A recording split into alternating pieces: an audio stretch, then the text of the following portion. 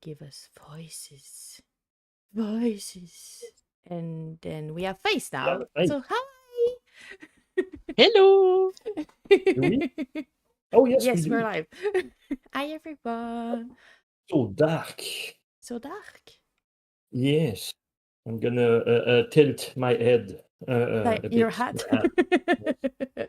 So we're here again for a new Dev Talk today, and we have a new guest that is different that or what we have usually. We don't have a studio right now. We have, how do we say that in English? Because it's not A Freelancer? professional. Sorry? Consultant. Yeah. So someone who knows everyone, and I've worked with so many different kind of studios and different experience. So we're gonna be able to look at everything. And I put Mika in the middle because it's from Quebec. It's an indie studio, and it's such an amazing concept. And it's the last one you've like kind of be on top of. So we're gonna talk about that too. Would you like to introduce yourself a bit, who you are, where you come from, why video games? Is it too much of a big question to start, Anto? Is the one usually with the big question? No, I don't think it's I usually have an answer for that one. Perfect.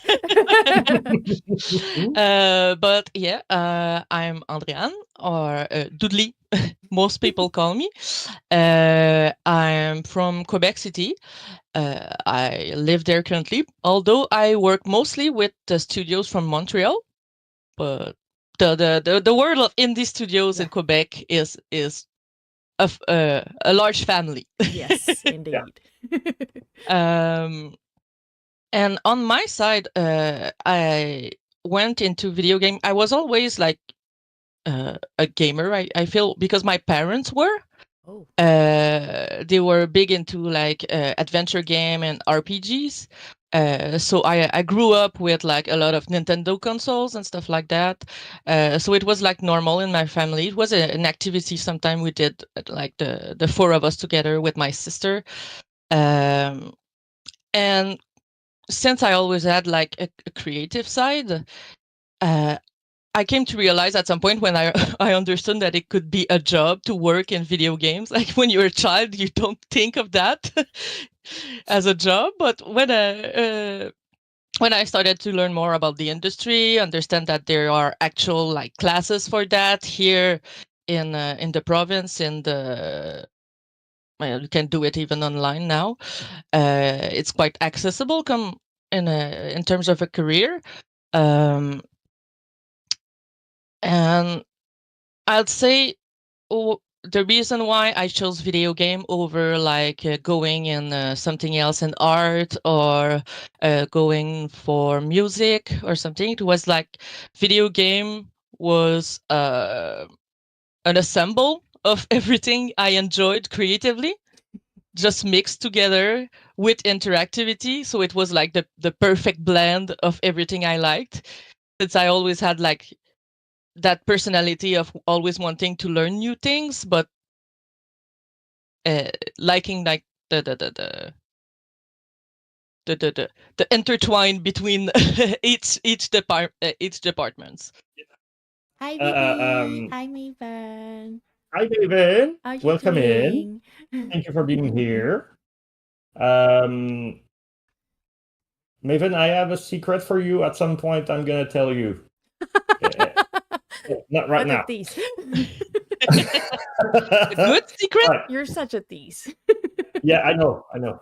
Well, I work in marketing, that's like part of my job. So I was wondering though. So you said yes, it's a secret, and it's tailored for you, Maven. It's like when I heard about it, I thought about you. So all right. No new game right now. Not yet. Not yet. Not yet. No, not yet. Well, when Jess says that I can say it, you'll be the first to know. Okay. Down to my question now. So you said, Andriane, that your parents were big video game player, right? Yep. And you said that they had like Nintendos and stuff like that, and they were playing RPGs. What console? What RPG? Like, give me more details about it. I'd say for the consoles, for a while it was more the classics like Mario and Zelda. Zelda especially was like a favorite of my parents. Like my mother, like she went overdrive on A Link to the Past. She had like printed out like hints and tricks for the game, and she had the big map that came with the original game with the box and everything, and she plastified it. Plastified, whatever. We're French too, so we're gonna agree with your your new word in English if it's not one. All right. Well, she started to indicate like all the little secrets and everything where the secret fairies were. So I still have that map in my stuff with the old indications of my mom. So Zelda was a big one, That's so cool. especially Ocarina of Time. Yeah. I remember watching my parents play and being all impressed now that it was in 3D. But the RPG style was more on PC. Oh When yeah. we had our first PC, it was like an old Windows 98, I think, something like that. And they played a lot of the Might and Magic series, not the Heroes of Might and Magic, but the Might and Magic, the old one, the actual RPGs. And I've played them a bunch too. It's still like a nostalgic game for me, and that's still a thing that my mother, I like huge binders full of like guide for I love your mom. it wasn't RPG. It was like hours and hours and hours of gameplay. So that one, and I remember also they played Mask of Eternity, which is like I don't remember the King's Quest. Yes, it's in the King's Quest series, but it's the one that's weird and that is not a point-and-click adventure, but is like a 3D action adventure. This one as well is a big classic of my childhood. That's sweet. All right, that's a good background. You have cool parents. Yeah, good parents. Yeah, really. That's what I was going to say, actually.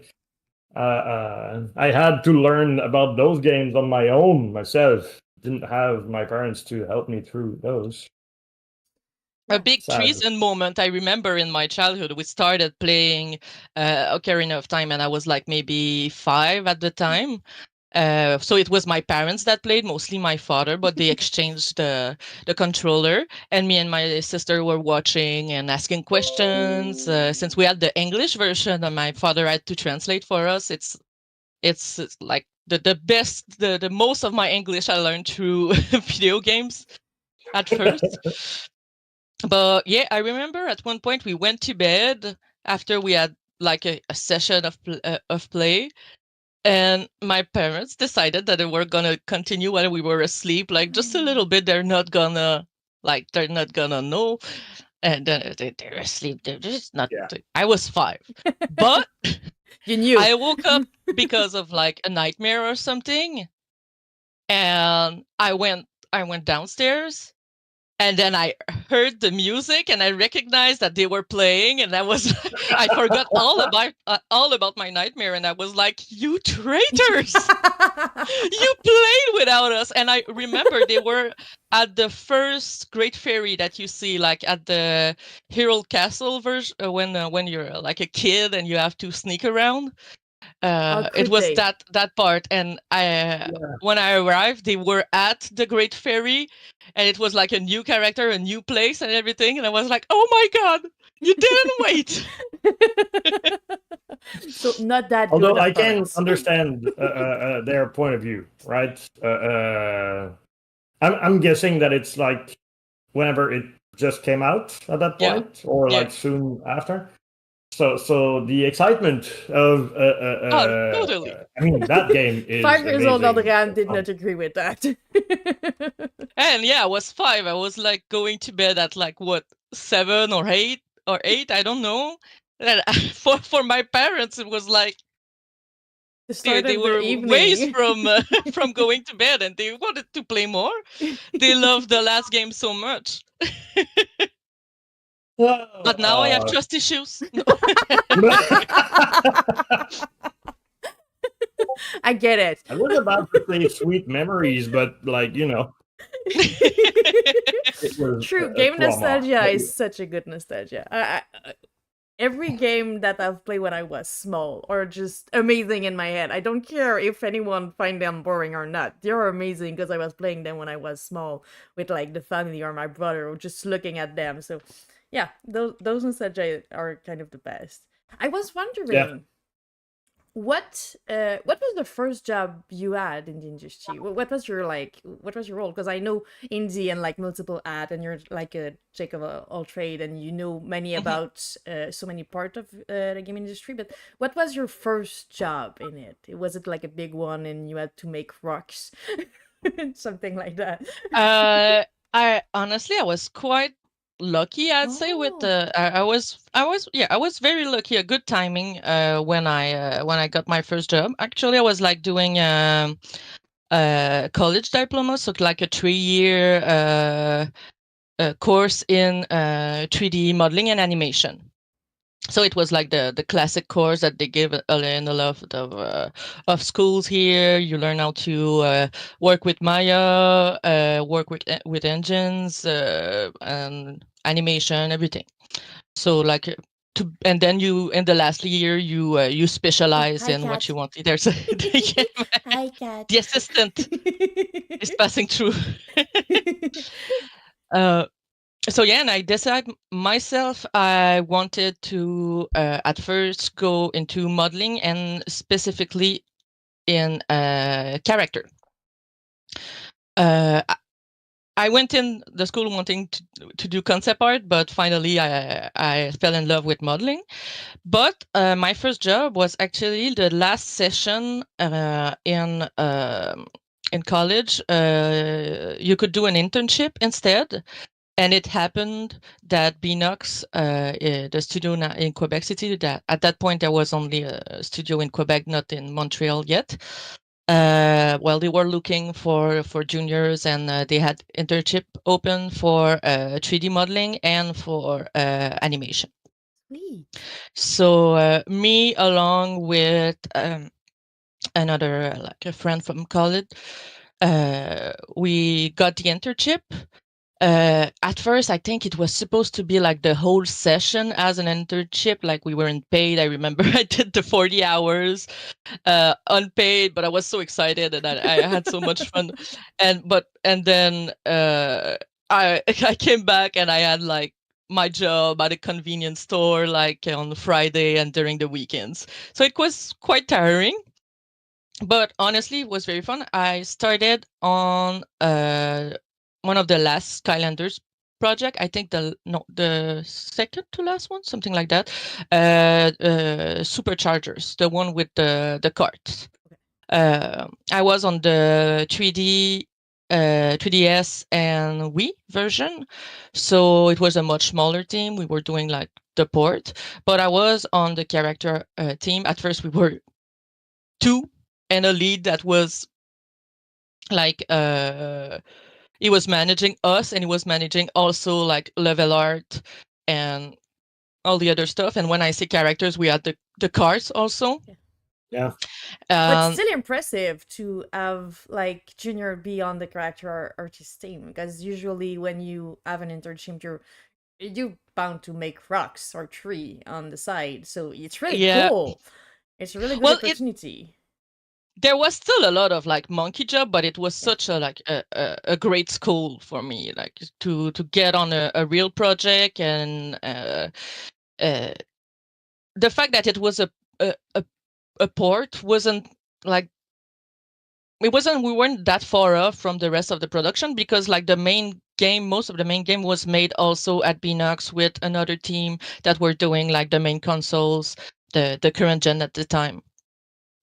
But the thing is, Skylander, as probably most of you know, is like a third-person adventure with like the characters, but it's like a top-down view, Can I try a to little angled, but it's somewhat top-down.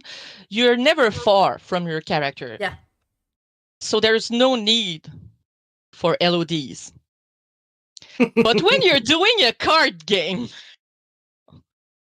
and you have many players and some go far away from you, they need LODs. You get where I'm coming?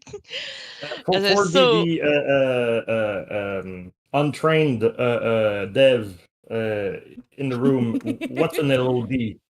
LOD actually stands for level of details.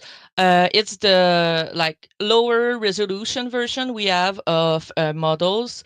When they are like further away, we load those models instead of like the higher res models, so it's less heavy for the game and the game runs better.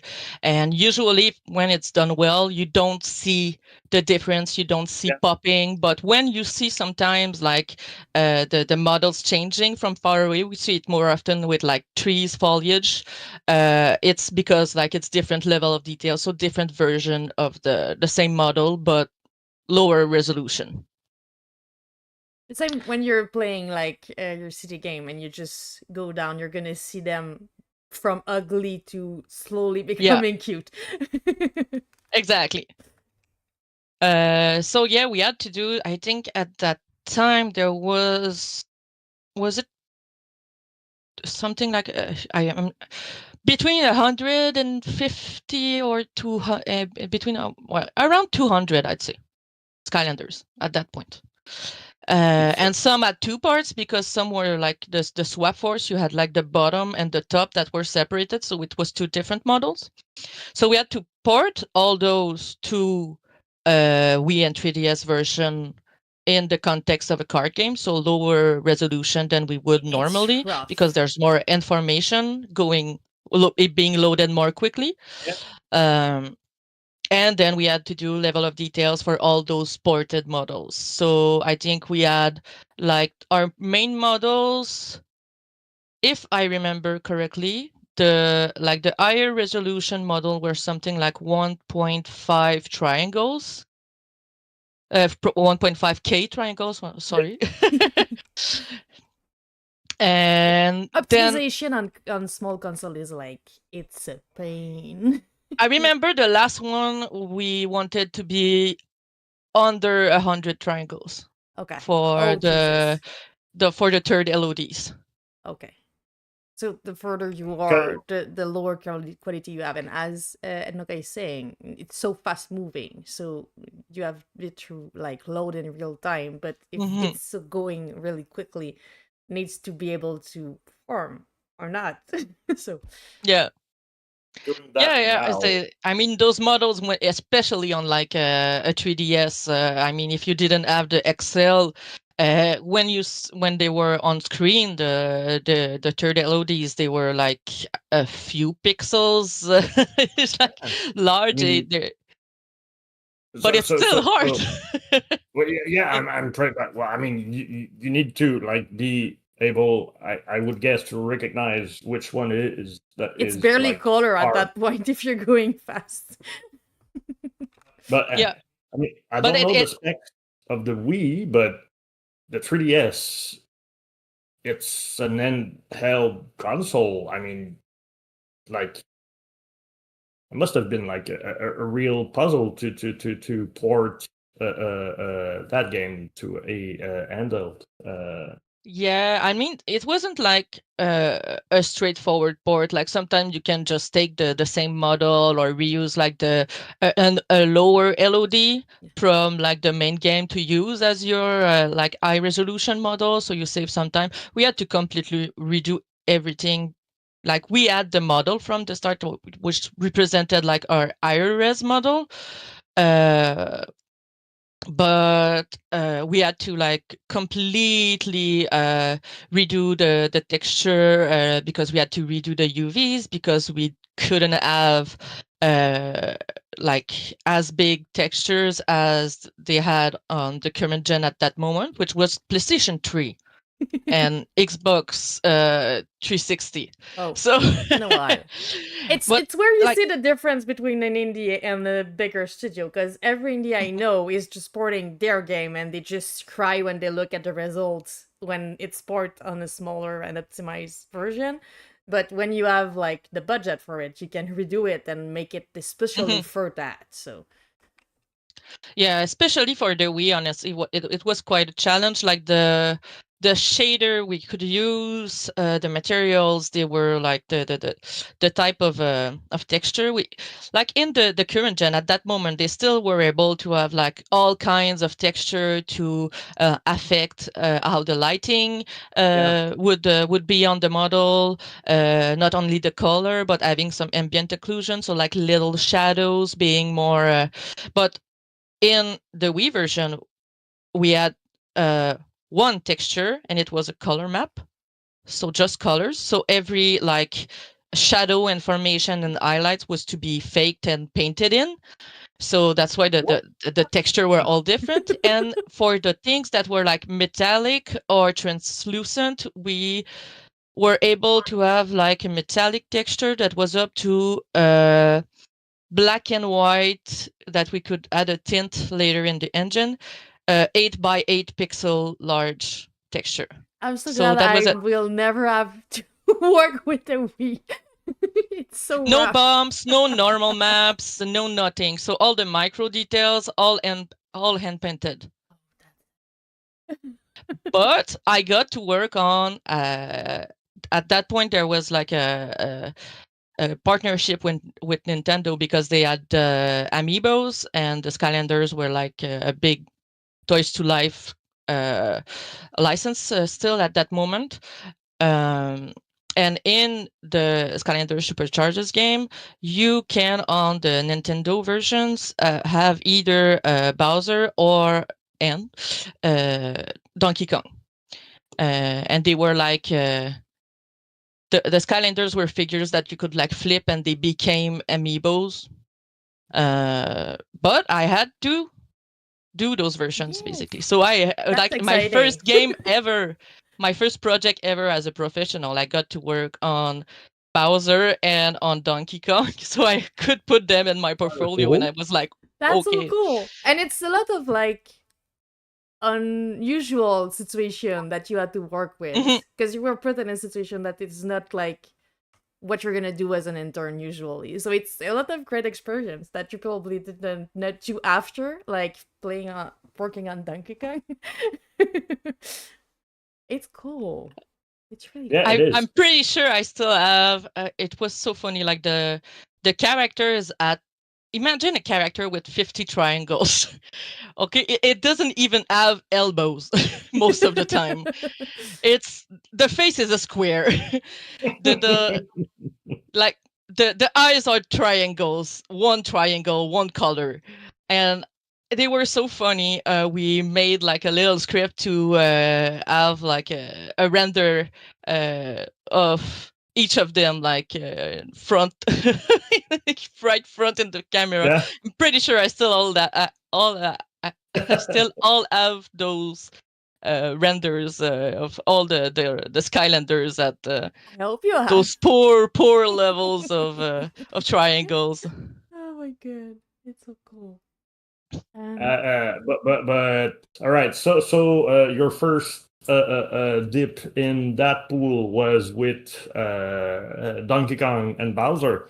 Hmm. Uh, what came after? Did you stay at Beanox or did you Yeah. move on? Yeah. Okay. So the well, I mean, I would think that at some point they decided that you were worth salary. I Yeah, Yes. hope. actually, Okay. at some point, me and my fellow colleague that came from the same college as me, we were our internship was cut short, and changed to an actual contract. And I stayed I stayed almost 5 years Oh, at Beanox total. I was there from January 2015 to 2019, like summer, Yeah. start of fall, something like that. Did you up on another bigger company, or you went straight for those indie studios and more being a consultant and contracting after leaving Binox? After Binox, actually, I did like a quick stop in teaching. Oh, Yeah, I was approached by the college I actually went to, and which one was it? College Bart, Okay, cool. which is in Old Quebec. Yeah. So I went there for what was 2019. I think I was there like a year and a half or something. It's really when COVID hit that it it You couldn't Everything goes stay. down. it Yeah. killed my joy in teaching, because like it's really not the same teaching like from home, from a distance, like talking to unopened cameras, and like you feel like you're just doing a monologue to a wall, and there's so much more anxiety with students, and there's I don't know. Our creative director is doing teaching too, and when he needed to do it like from home, he did not like it at all. We're more a fan of like classroom, so I think most of the people that love teaching share that feeling. You are teaching modeling? I taught a lot of different classes actually. because by then at Binox I had done like almost every art department, and on like big projects like Call of Duties. So I had like a big bag of experience, like in still like quite a few years. I did like almost, I think I had like a project and a half per year that I was there, that came out, like that I was working on from pretty much start to finish. So say with less than 5 years, I think I did 6 projects, right, at Binox. But yeah, at the college, I ended up like filling a lot of spots that were needed in like the art classes. So I didn't teach only to the people in 3D modeling for game. I taught also for some classes in VFX, and some classes for the programmers. But I was just doing like engine support for everything else than programming. I have a little knowledge in code, but it's quite small. It's not my forte. Have none. So you ended up being some kind of like a jack of all trades in the industry, or like in that profession. Yeah, and at the same time I was teaching, I was also working for a small independent studio that was doing AR. So it wasn't games, it was mostly apps for, sometimes it was for like tourism, for museums. What was the name of that? Miralupa. Oh, okay. There's the one they are the one beyond behind the new studios doing the Chaplin game.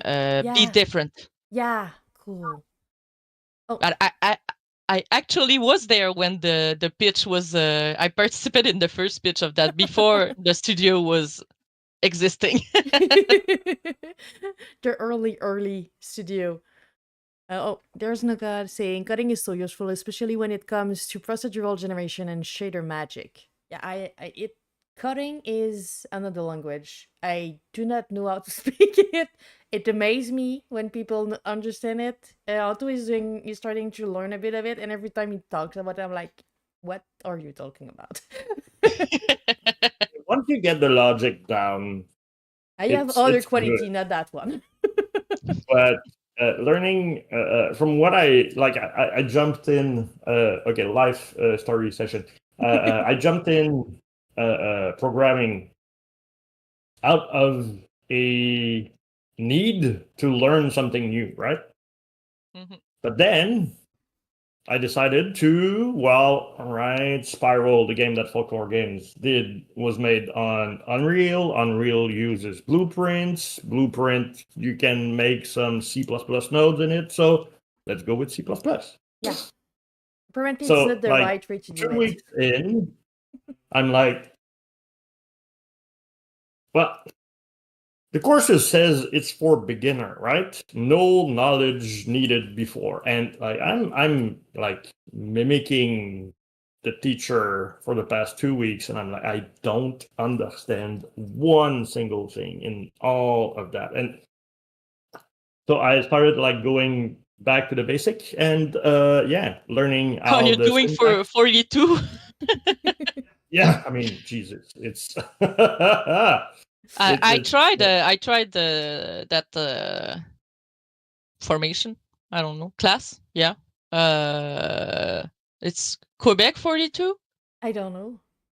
There's like one in Paris also. I think they're all like the Oh, town 42. okay. It's like Oh. a free program to learn coding, but there is no teacher. It's very special. It wasn't for me. I tried it. It wasn't for me. into it.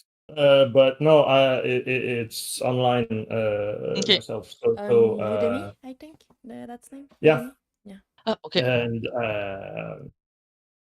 it's fun. It's fun once you get like into it and you get the gist of everything. Mm-hmm. It kind of like start to make sense. Like when I actually made a door open, like I made it do something, right? So I proud. did that. Yeah. But yes, I mean, it's another mindset, I believe, like modeling, music, shader, and all the other job in the industry. I agree. And the same way as there's kind of part of the industry that you can have an opinion that is easier to have than other place. Like everyone has an opinion on art, everyone has an opinion on music, everyone has an opinion on like how things look, sound, feel. But having an opinion Animation. on code, animation. Every player that doesn't know how developing a game work think that animation is easy and it's affordable and that it's the first thing that you should have in your game, which is not the truth. So but coding is something that make the game work. It's under it. So I don't know how to have an opinion on it because I don't even know what it does. It just make the game. I do have many opinions on coding though. Because you understand it a bit. So you can. Well, I'd say it's like if coding was like Mandarin, I think I would be able to like read pages and tell you like a very light summary. And I would understand like the syntax, but I wouldn't be able to speak it. Yeah. Like that's my level. It's but good. I did. Yeah. It's good. My first experiences in like in game development, when I was like a kid, was doing more coding than art. Oh, that's cool. In like, because you seem a bit younger than me, so I'm guessing that you weren't getting like games in magazine pages that you had to write on your own, right? That's not what. Actually, well, I say coding. What I did, it wasn't like big complicated coding, but I at some point I got one of the RPG Maker, the 2003. I think. So like that was one of my first experience as like creating games, and I wasn't like I was using the assets. I wasn't doing my own assets. I was just really like focusing on trying to build the game. So it was like a bit of coding logic there, even if like with RPG Maker you don't need to like write actual code to do something. You can, but you don't have to. But that was like an introduction for me. And then I'd say I did like some, I don't even know with what software or with what basis or app or whatever, but I remember doing like a PowerPoint style adventure game, like a choose your own adventure book. so it's like just pages. I remember doing one with like you played Garfield and you had to take decisions, and it would just be like simple pathways. And sometimes it didn't work out. You lost your lasagna. I don't know. Oh You had to no! start over. And I also did. I remember playing a lot of Neopet Yeah. back then. Okay, we're around the same And age. I'm 30. I'm 32. And you could have a shop in Neopet. I mean, it still exists. I am sure you Yeah. still can. But if you wanted, you could go like in the code of the page. Yes. And change and modify your shop. So I learned to do that. I was So that was the jealous first like of real. you. I was jealous of people able to do that. It was a lot of like copy paste first to like understand what was what, and then like trying stuff. But I did love to like customize my shop and have a shop that was like the cool kids Yes. with like the You custom were background and the cool music. kids. You were. Yeah. I was looking at At all some of those. point, I was like, yeah, when I was a kid, I always had like that. Oh, well, if someone is able to do it, I should be able to learn to do it. I'm sorry, but Naka is doing code on a calculator. I'm confused. Yeah, How does that work? I mean, I saw Doom on the calculator, so I believe you can. I mean, it's so doable, impressive. It's so impressive. Well, it's part of the big can it run Doom trope, where you can like literally play Doom on your refrigerator at some point. So if it has a screen, yeah, it should be running. Yeah. I am more than impressed by anyone able to code, because I do not understand any of it. But I am able to talk to people that do programmation. That's my work. I talk to people. That's good. Well, I mean, there's different roles. There are different roles in the end game development, and they're all needed.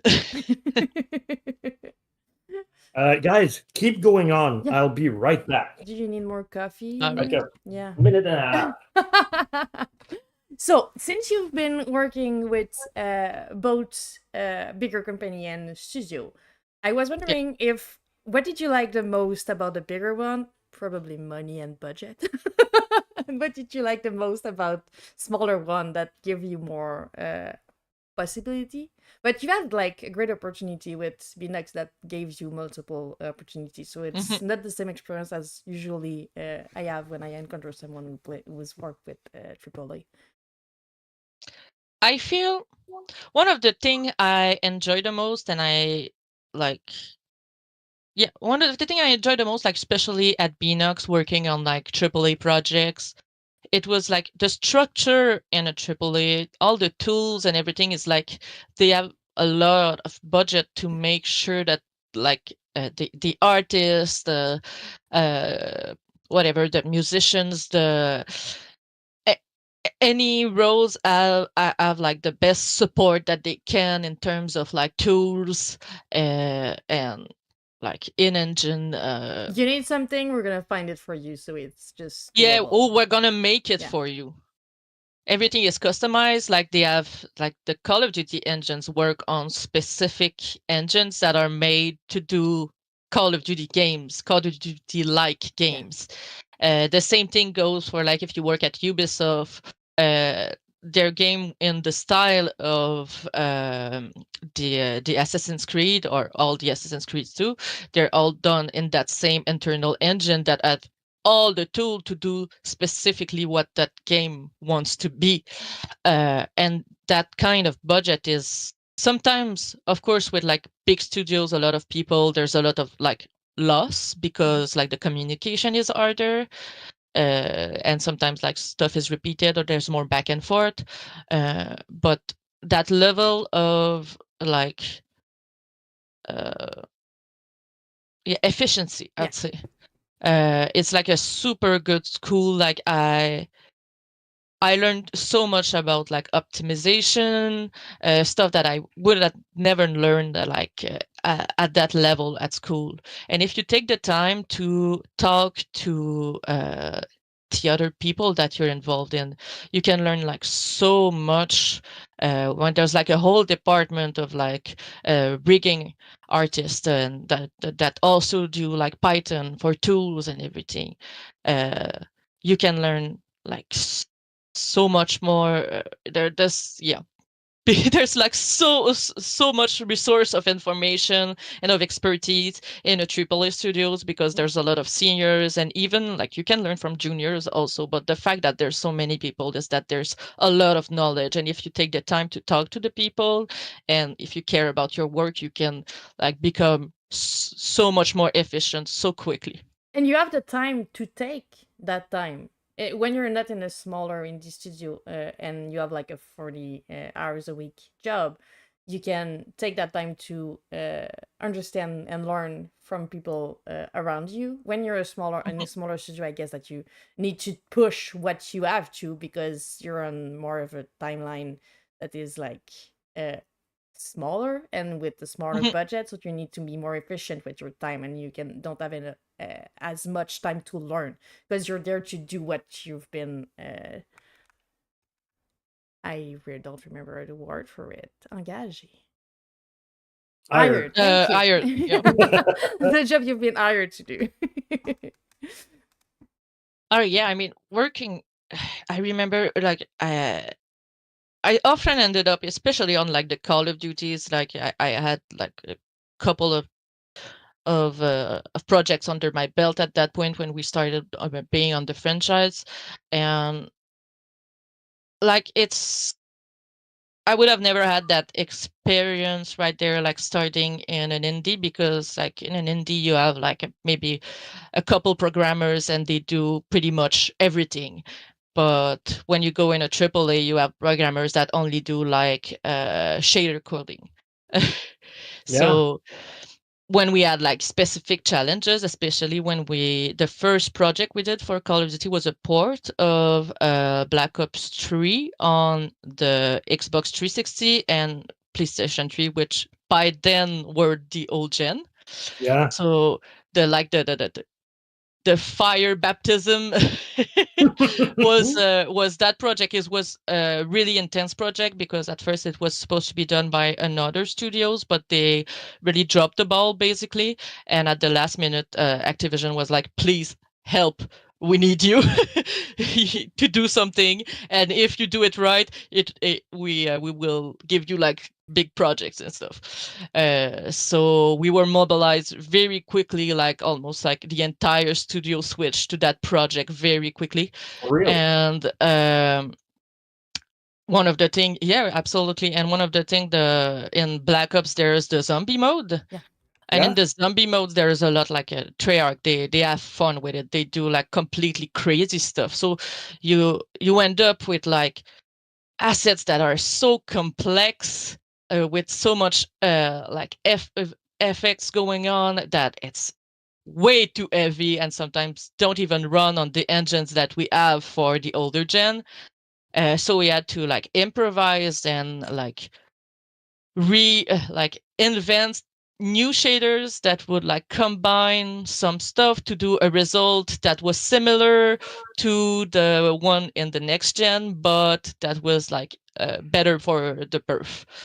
Uh, and for So that, like I had to talk to like I had to time myself with like the rigging department, but also like a specific programmer that was like a visual programmers and taking care of all the very complex stuff of like how shaders work and how lights react to materials and everything, and it's like super deep complex math.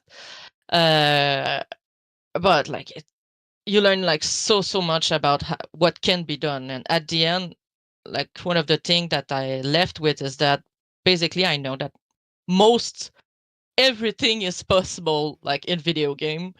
If you have the There's money most and always time. a way to, yeah, if you have money and time, absolutely, but there's no Or like time. idea too weird or too eccentric, or so there's always a way to do it, and often there's a way like to cheat to do it, and that's like the fun part. Well, I'm gonna jump on that segue right now. During your professional years, well, even during your gaming years, as a human being, able to think and comprehend stuff. Yeah. From your point of view, what game was like adding something completely new, something that like was really out of the box, something that you saw and you said, "Oh my God, yes, we can do that." Actually, is there like one game or multiple games that was like game changing? That I worked on? Or just Well, that not you not really something that you saw. I mean, even better if you worked on it and if you did it. But I'm thinking. Uh, like, I don't know. as an I feel that feeling came more from like the variety Yeah. of stuff that exists, and the way that there's always like new game style coming up, and like right now there with Balatro, there's this trend of like re-gamifying like old chance-based game concepts that are like super old concept that everybody knows, like poker, but there's I've seen one with like the Tetris mechanics, and uh, Solcesto also feels a bit like that type of game. yeah, But yeah, like it's always when there was like something that felt like a big issue, if we put the right people together, there was always like a solution, a way to bypass the issue or to fix it directly, or there's always a way to adjust. And like the most important thing after that is more like what's your priority in the game. yeah, Yep. Like for Call of Duty, for example, it was always FPS is king for the multiplayer part yeah, specifically. So that was like we would lower asset quality if it meant keeping our 60 frame rate. Was it Uh, 60 at that point already? on PS3 and Xbox 360, no. For I think when we worked on the zombie, I remember we like the goal of the zombie was so complicated because there was weapon also. Like the Yeah, weapon, when you have a weapon in your hand and it's like in front of the camera, it takes like a third of the space, and yeah, it does that all was these kinds detailed. of Yeah, crazy stuff. There's fire on it, there's eyes, there's tentacles, there's there's actually a gun with tentacles. Okay? I uh, never played it, but I believe you. So all that stuff adds up, and we have to find like super inventive and creative ways to make it work. But it was like 30 FPS, I remember, for yeah, the zombie games, because honestly, more than that wouldn't have really been doable for the kind of game that it was, and for the like a port budget, yeah, because at that point, uh like the new gen was really like becoming like a lot of game were only coming out on the new gen, the new gen PS4 and Xbox One at that point. uh, and the Xbox 360 and PlayStation 3 market was mostly in Brazil, like it often is for older gen consoles. So when there's like big games, they have to like balance how much the market will pay out. yeah, So like there's priority. At some point, like even in the port for that Black Ops 3, we did the multiplayer and the zombie, but we had to cancel the campaign. oh, Yeah, because people don't always know, but when you make a game, you need to make decision about porting. You're not just making your game and it's gonna work everywhere. You need to make specific change, or sometime redo whole thing to make it work on those consoles. So you need to choose: is it a console that's gonna sell? Is it a place where it's gonna sell? Or am I gonna do localization porting for those places, or am I not gonna make enough money to pay for that effort and those workers that made that possible? Because it's I don't know how internally the costs are for porting, but when you need to ask someone else, we're talking nothing under like 35,000 K. It's 40K, yeah. We have like it's high for a small game and studio when you need to port externally. So I cannot imagine the price of it when you do a big game and you need to port on like every console. It's insane. The only time I was involved in budgeting for like a AAA game, it was for Modern Warfare Remastered, the second. And at that point, I was in the outsourcing department. So the outsourcing department in art basically is like the ones handling the asset we do with external vendors. So we had like studios that were associated with Beanox, basically all over the world, especially in Europe for that project. And I think we had about around 2,000 assets that were going in outsourcing. Keep in mind that a bunch of these assets are like versions also, like there's it includes like the things that is a small vase and it's bigger and the one with a different motif. So but yeah, still 2,000 assets is quite a lot. The 3D models speaking, just the 3D models, and the budget for that was 1.5 million USD. Jesus, so much money. And I mean, the outsourcing budget are often not the biggest ones. Definitely not. There's a lot more money going into the internal development, into QA, and also even more than all of that into marketing. Yeah. Yeah. That was a conversation I had with Anto when he started working with Volcar Games, because he was used to more AAA game, and we were talking about our animation in the game, which are not extended to a lot of things. We have like a lot of animation, but they're not. You don't have like the movement. If you're turning while catching something, the animation is not gonna follow. Which big game try to have to be more immersive. But we had a conversation. And I was like, yeah, but I need to choose. Do I have an animation for running and walking, or do I have an animation for walking, reaching, grabbing, turning, grabbing?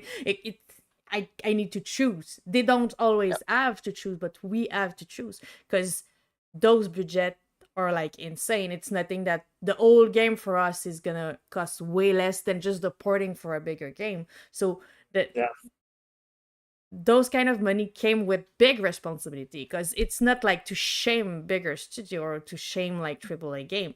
They come with bigger responsibility. People have expectation tailored to those amount of money, but also they need to pay their people with not I have such a good story about go that. ahead. Like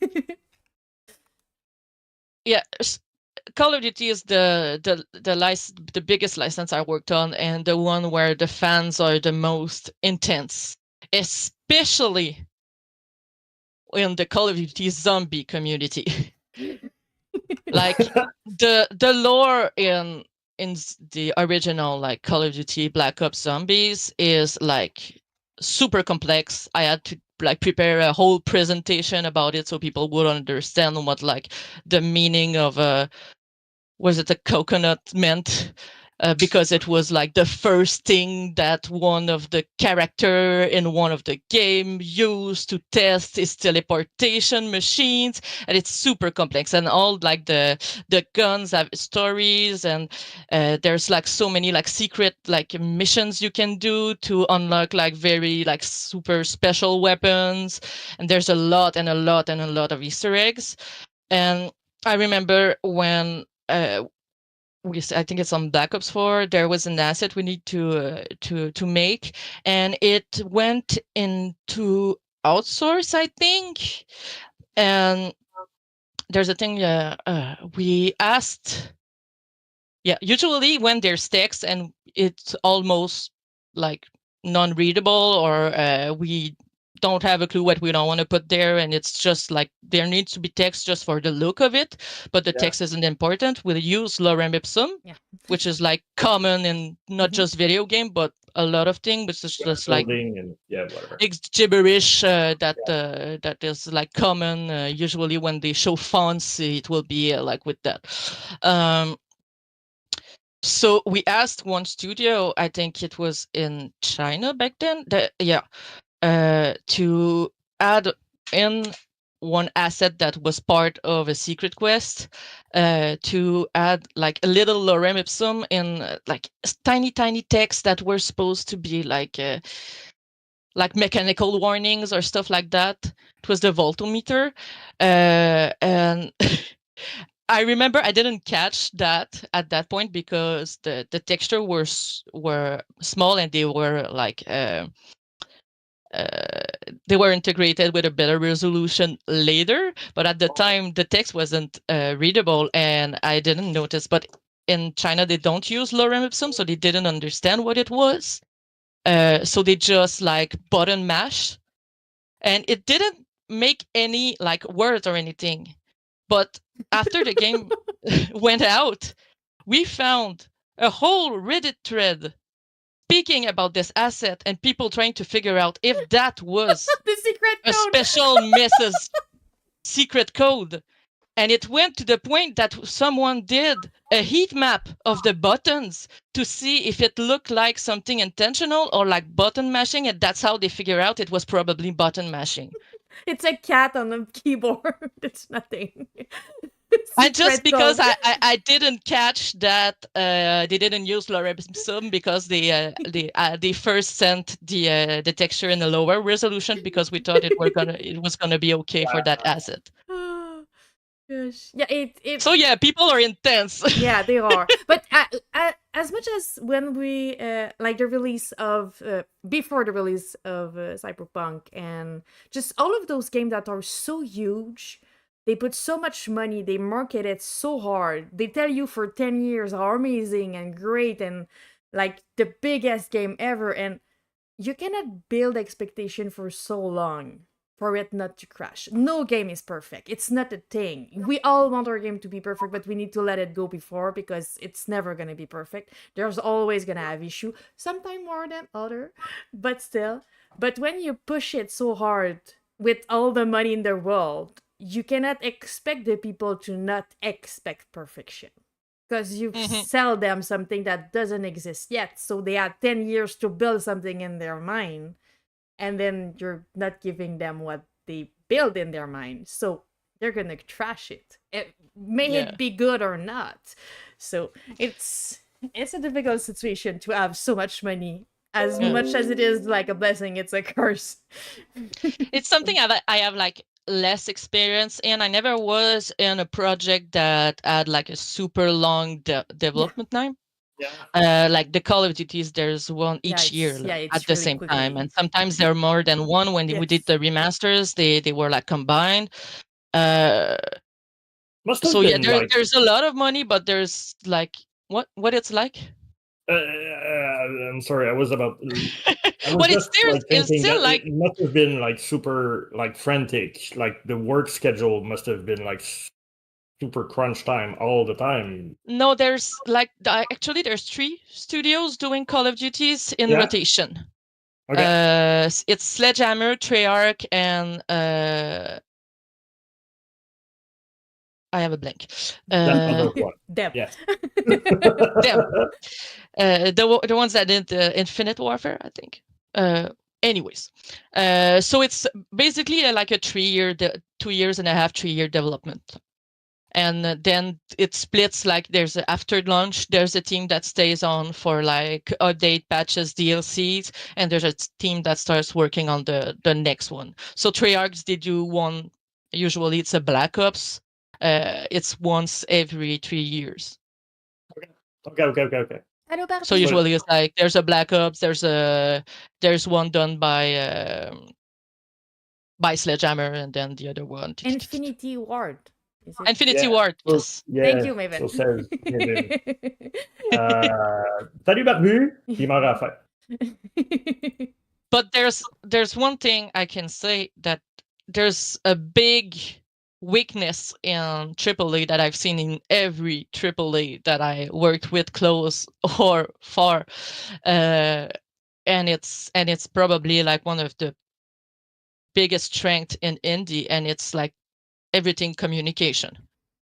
There is so much lost time and so much people paid to do like stuff Middlemen. that other people should be able to do. And yeah, Is it part of the reason why you think, in your opinion, that like the actual indie game or indie studio market can exist? Is it like because we need to be more efficient, effective, and it's my turn to lose my word. Productive. Yeah, maybe productive. like to create more quickly, to be there and have something to offer that doesn't take forever and 300 people. Yeah. I mean, there's a lot more passion work in an indie than there is in AAA. And in AAA, there's it works more like a business. Yeah. There are stakeholders. There's people like taking decision. There's a lot of hierarchy. Like right in the studios, you don't feel it as much, but it still like bleeds down from the top. And just by the fact that the indie studios are smaller, the communication is easier. There's usually more respect for everybody's talent and opinion on the matter. Usually.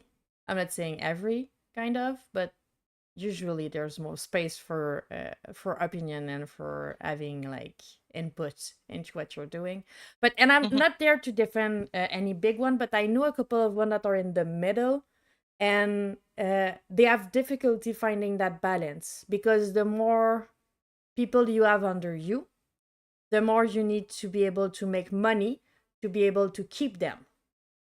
Sometimes when they have like a big game, they release a big game, they make a lot of money, they grow their team, and they sometimes grow it too big for what they're able to handle. And then they release another game and it doesn't make enough money.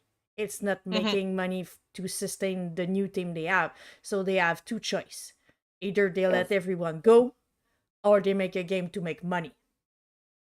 And now they need to make that decision. Are we a business, or we make in itself a game? is a gamble. You have no idea which one will work. But the whole production structure is different. That's why also there's a lot of outsourcing now in AAAs.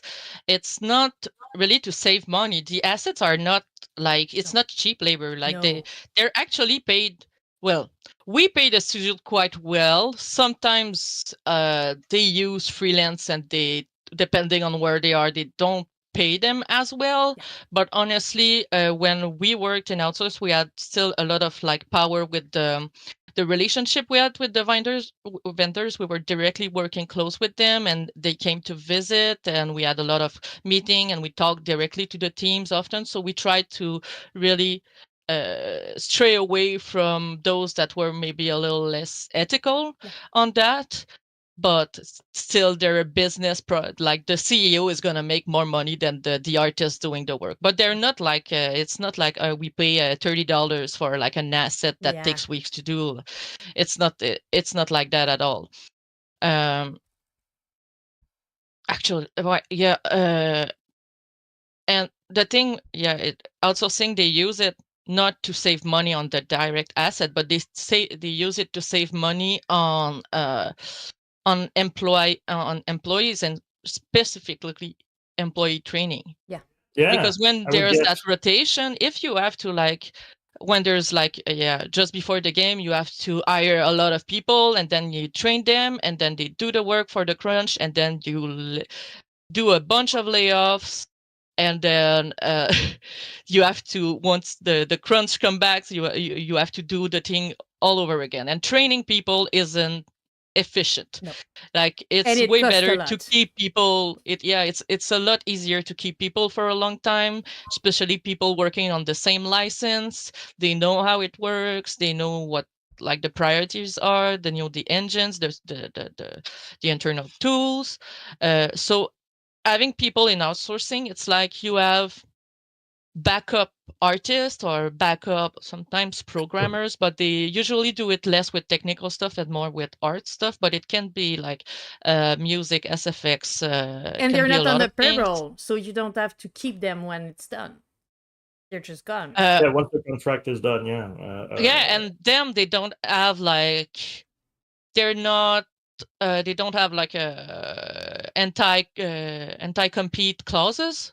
Yeah. So like a studio like we work like Red Dot in China, like they work like on almost every Assassin's Creed. So they worked with Ubisoft. I think they worked with EA also. Like so they can keep like their artists fed for work by working on multiple projects and balancing like different crunch time all over the year. So if it's well managed, it lets people like be more stable. I'm gonna say it. If anyone here is gonna work with a big company that has a contract telling them that they need to give them their 2 firstborn and not to ever like work in another game studio, you can ask for that clause to be left out. You can ask to change your contract. It is something that you can do. So if you want to work on like an indie dev and work with a big one, ask them. If they don't want to, you don't want to work with them. Or if yes, at least you're gonna have tried, but you can ask. It's not gonna hurt. You can ask. It's important. So you can like feel free to have your own idea while you work with them. And your idea at home or not theirs. Non-compete, like when you work for a studio, is like legally defendable. But here in Quebec specifically, like the province, I don't know if it's the same for all of Canada, but I had like a law classes at some point for stuff like that, and it's not really defendable, but you don't want to get into that fight. Yeah, like they're probably like the non-compete, they're probably not gonna like, they can't take away your livelihood. They can't say, hey, you were a 3D artist with us for like 6 months. We kick you out because there's mass layoffs and now you can't work anywhere because you signed a non-compete for like 2 years. That's not that, like, they wouldn't win. No. In an actual legal battle on that, and they're probably not going to pursue it. Exactly. But you don't want the stress. You don't want the stress that goes with it. No. You don't want to say, oh, but can I just get rid of it? Because anyway, there's still they're like not going to fight it you. Happened. Yeah. There's still like one like famous time it happened in the province, and it was with the guy that the creative director that started the Assassin's Creed franchise. Yeah. And so he was paid to do absolutely nothing for like a year and a half because he was under his non-compete. Yeah. He could be paid, but he couldn't work. Yeah, but that's shit. But but at least they didn't. Good for him. Good for him. He could work on something else on his side and then go back. I don't know. It's still shit. But yeah, so please ask for it to be removed. I don't think it was too sad or like eating toast. Yeah, it was not eating pasta. Yes, exactly. It was Breath all along. You don't want to have a one-on-one with an industry liar. So just get rid of it. So it's gonna be fine. They're not gonna fight you because they're gonna look dumb. They don't want you to go on Reddit and say, I was trying to go be higher at this company, but they tell me fuck you because I didn't wanted to sign that clause. They're gonna look bad. You won't. So they don't want that. It's just because they put it so people that don't read or don't think about asking to remove it just sign it, and then they're kind of stuck with it and they're stressed if they leave. So Well, yeah, and maybe like the new blood, and in the state that like the industry is right now, yeah, if you were looking for your first job and Ubisoft was asking you to Yeah. sign away your talents for the next 2 years, even though they won't pay you for the next 2 years, I mean, you can feel that Yeah, it's the industry, unfair, the industry but Mhm. is you still need that job. So anyway. yeah. There's no judgment in there. Although I wanted to, I don't know if Andrian, you know anything about the movie industry, but the way that you're talking about how the AAA gaming industry is and was moving toward more outsourcing, it sounds like how the movies are made. Like you've got like a studio, and then you've got a couple of producers. And then if you need like a Steadicam operator, you hire a Steadicam operator, a house, or like a company that like will give you that. And then the director and everybody is essentially outsourced to do a movie, even the writer most of the time.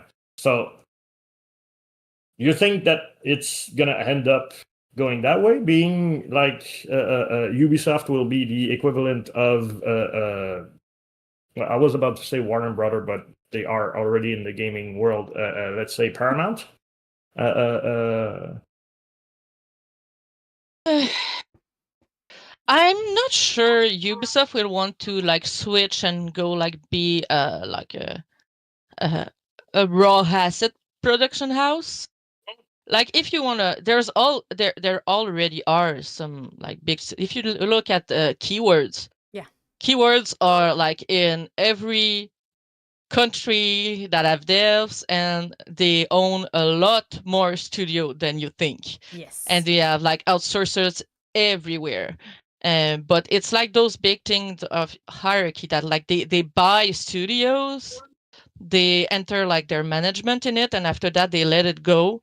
So when you deal with studios like that, you don't deal directly with the keywords people, like you will deal yeah. with like the studios that actually like with the artists that do the concept, but at the end of the day they all get a part of it.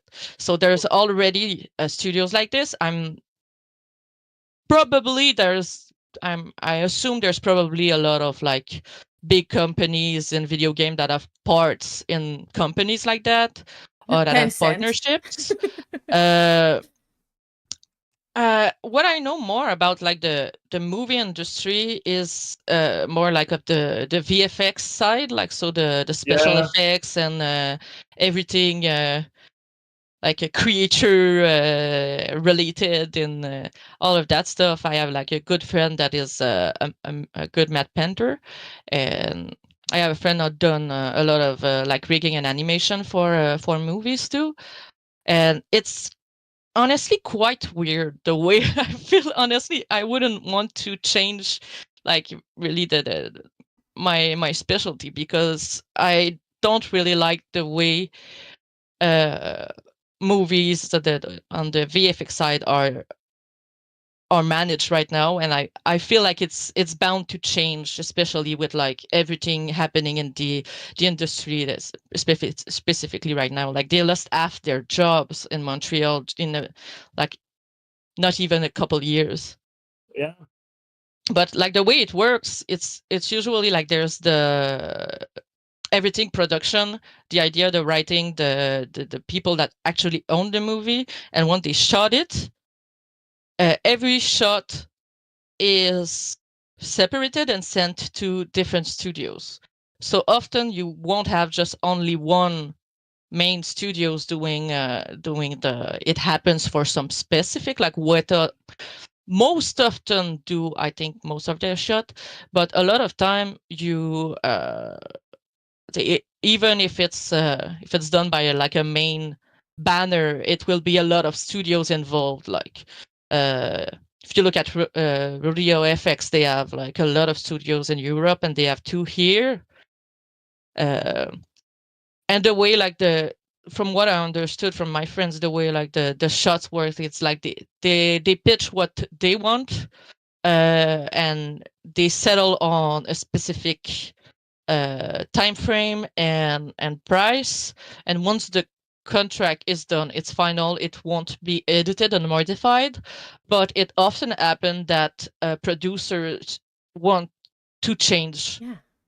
Stuff along the route, yeah. So yeah, so there's a lot of like, it's uneven. It's super uneven, and also like there's so much like roulement. Yeah. There's a like a employee turnout. Yeah. I Yeah, think. there you go. Yeah. Thank you. That's Thank a you good for one. your Yeah. finding your own English, because I was Yeah, like, I there's- don't know looking the for it word in when I was- English. yeah. There's so I much don't employee understand. turnout Yeah. because people usually they will well, before when they had like more jobs, or right now the people will take anything that they can Yeah. basically, because half of the people are unemployed. Yeah. Mhm. But usually, yeah, they would work by project mostly. Like the higher ups in the company would stay, like the director and the CG soups and the stuff like that. But the actual like artists, the matte painters, the modelers, the shader artists, everything, they will be employed on contract for one project, and after that they will switch to another company for another project. Like in my over 10 years of working in video game, I did a lot of work with different studios, especially as a consultant, and still my friend who only did full-time contracts with VFX studios has done more studio than I did in those 10 years. And a lot more. Well, I guess the turnout is maybe faster on a movie than on a game, so that might explain part of it. And if he's like a person that is outsourced to different projects, I mean, if during those 10 years he actually got paid during those 10 years, that's a good thing, I guess. I don't know. I was It's just just seeing like it's just a weird, like there's no like making a team and staying with it that much. yeah. Is what I mean. Like Yeah. the way the way really the industry work is, it's sort of like it pitches studios against studios to give better offers, to have like the best shots, to like win awards or be like higher in the credits. And then go under because you went over budget on your project, and the producer don't want to pay you more to do it. Yeah, So exactly. So that's why it's the- it's an industry that's like in a rocky path right now, and it's bound to change a little bit, like the video game industry, but like not in the similar way, because we're starting really far from where they are. Mhm. Still. But it's not You're right. just the big one and the movie that go for servicing and that reach out for external team. If you look at just, I think it's Clear Obscure that as a smaller team, but like if you look at their credit, they have so many external team that they hire to work on the game Do you with know? them. Do you know the estimated budget for that project? No, I don't. It's around 30 million. So yeah, it's Well, not yeah. an indie budget. It's not I'm- an indie budget. I think in It's not. USD, because like they're in euro, and euro is euro. Yes. They're in Yeah. euro, and euro is higher. But I mean, their first year of existence, Sandfall, at the end of their fiscal year, they had they were in negative $2.5 million from Nepo babies Guillaume Papal. I mean, that guy. The game is incredible. It removes nothing from the game at all. It's nothing about But the team still, that worked on it and that put like Yeah. the effort and I get and like the story. nepotism got this game to this level of quality. It's still not, a game yeah. that costs a lot, and that would not have happened if the one of the director of the studio, one of the founder, wasn't from a super rich family.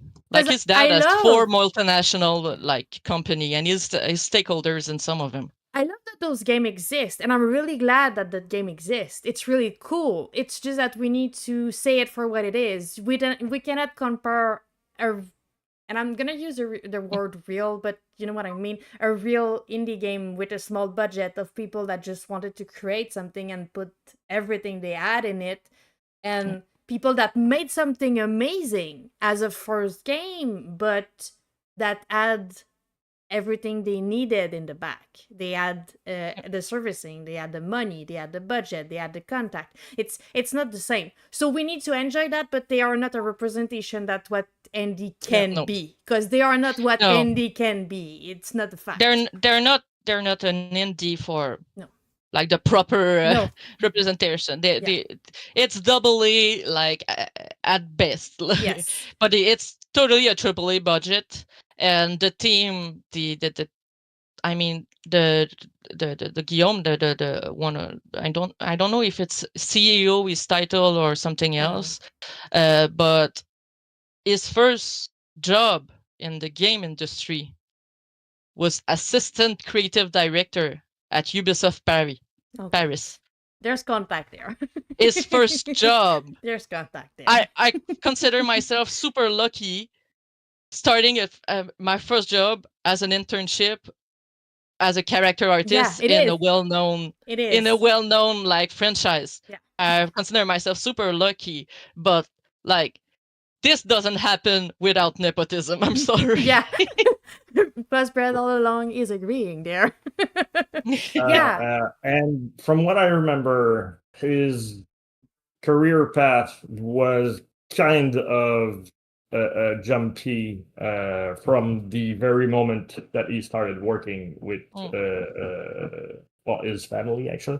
It doesn't take anything away from the game and the people that worked on it, but it No, did yeah. not make that game. He did not make that game. He probably produced, he probably put a lot of money in it, but he was not the one putting all of his time let's see and life in it. Yeah. Look at it this way. Maybe that guy, which we don't know. No, right? I don't. I've never met him. Maybe that guy. I've never just seen his face. to... I didn't knew his name like 5 minutes ago. Yeah. So maybe that guy wanted to do a super great game. Yeah, and what set him aside from the rest of the people that wants to make really great game is that he had a lot of money to do it, right? Therefore, I don't know how he did it, but at some point there was a team that he managed to help pay that made that game happen. So we could, and I'm the kind of like the guy that tries to see a silver lining to every situation. Yes, indeed. And every person. So maybe that guy had really the intention of adding something good to the world. Maybe, and he did. Probably. Yes. It's the way we talk about it that I think is an issue. Because every time I hear about that game, I'm hearing about what indie dev are able to do and what indie studio are, and I'm like, it's not what we are. And I know a lot of them, and sure, there is people with more money that are still in the studio. It's not the you want Wasn't it that the Game Awards that I forgot his name. The award guy said that they were Jeff. Yeah. But that guy said that it was an indie studio and that there was like 30 person working on that game, and look there at were what... 33. So I mean, in the core team. Yeah, everybody's like, and Reddit went wild with that. Yeah.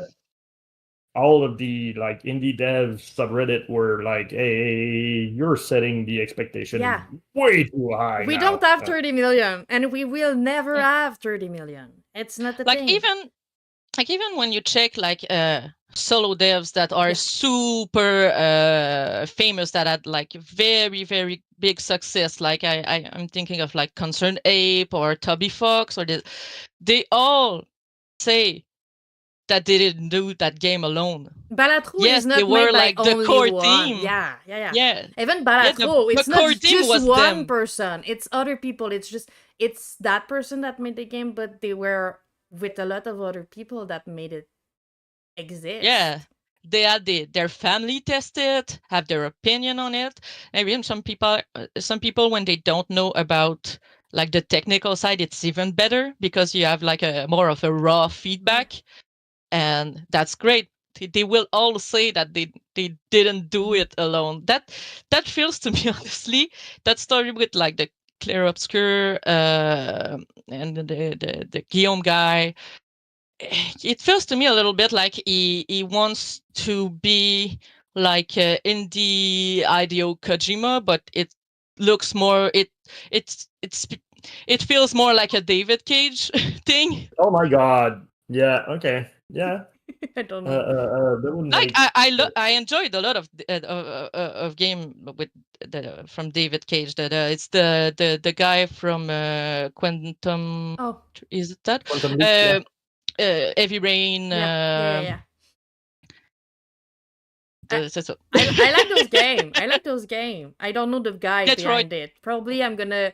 I probably want to live blissfree and not knowing who that was because I like those game. I want to think that it's No, a nice person it's who made them. it's not like I don't think he's a terrible dude. I think some people had problems working with him, but Oh, it probably. doesn't seem like Okay. toxic or abusive. It's more that he came out to the crowd. He was more received as a I feel like I'm a genius and I am Oh, okay. translating the level of art of movies and films into the video game medium.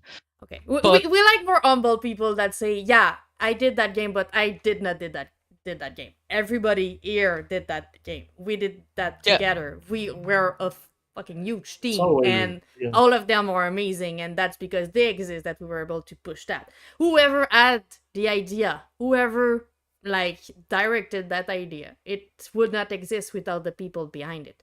So one person should never take credit for everything that happened because it's definitely not them.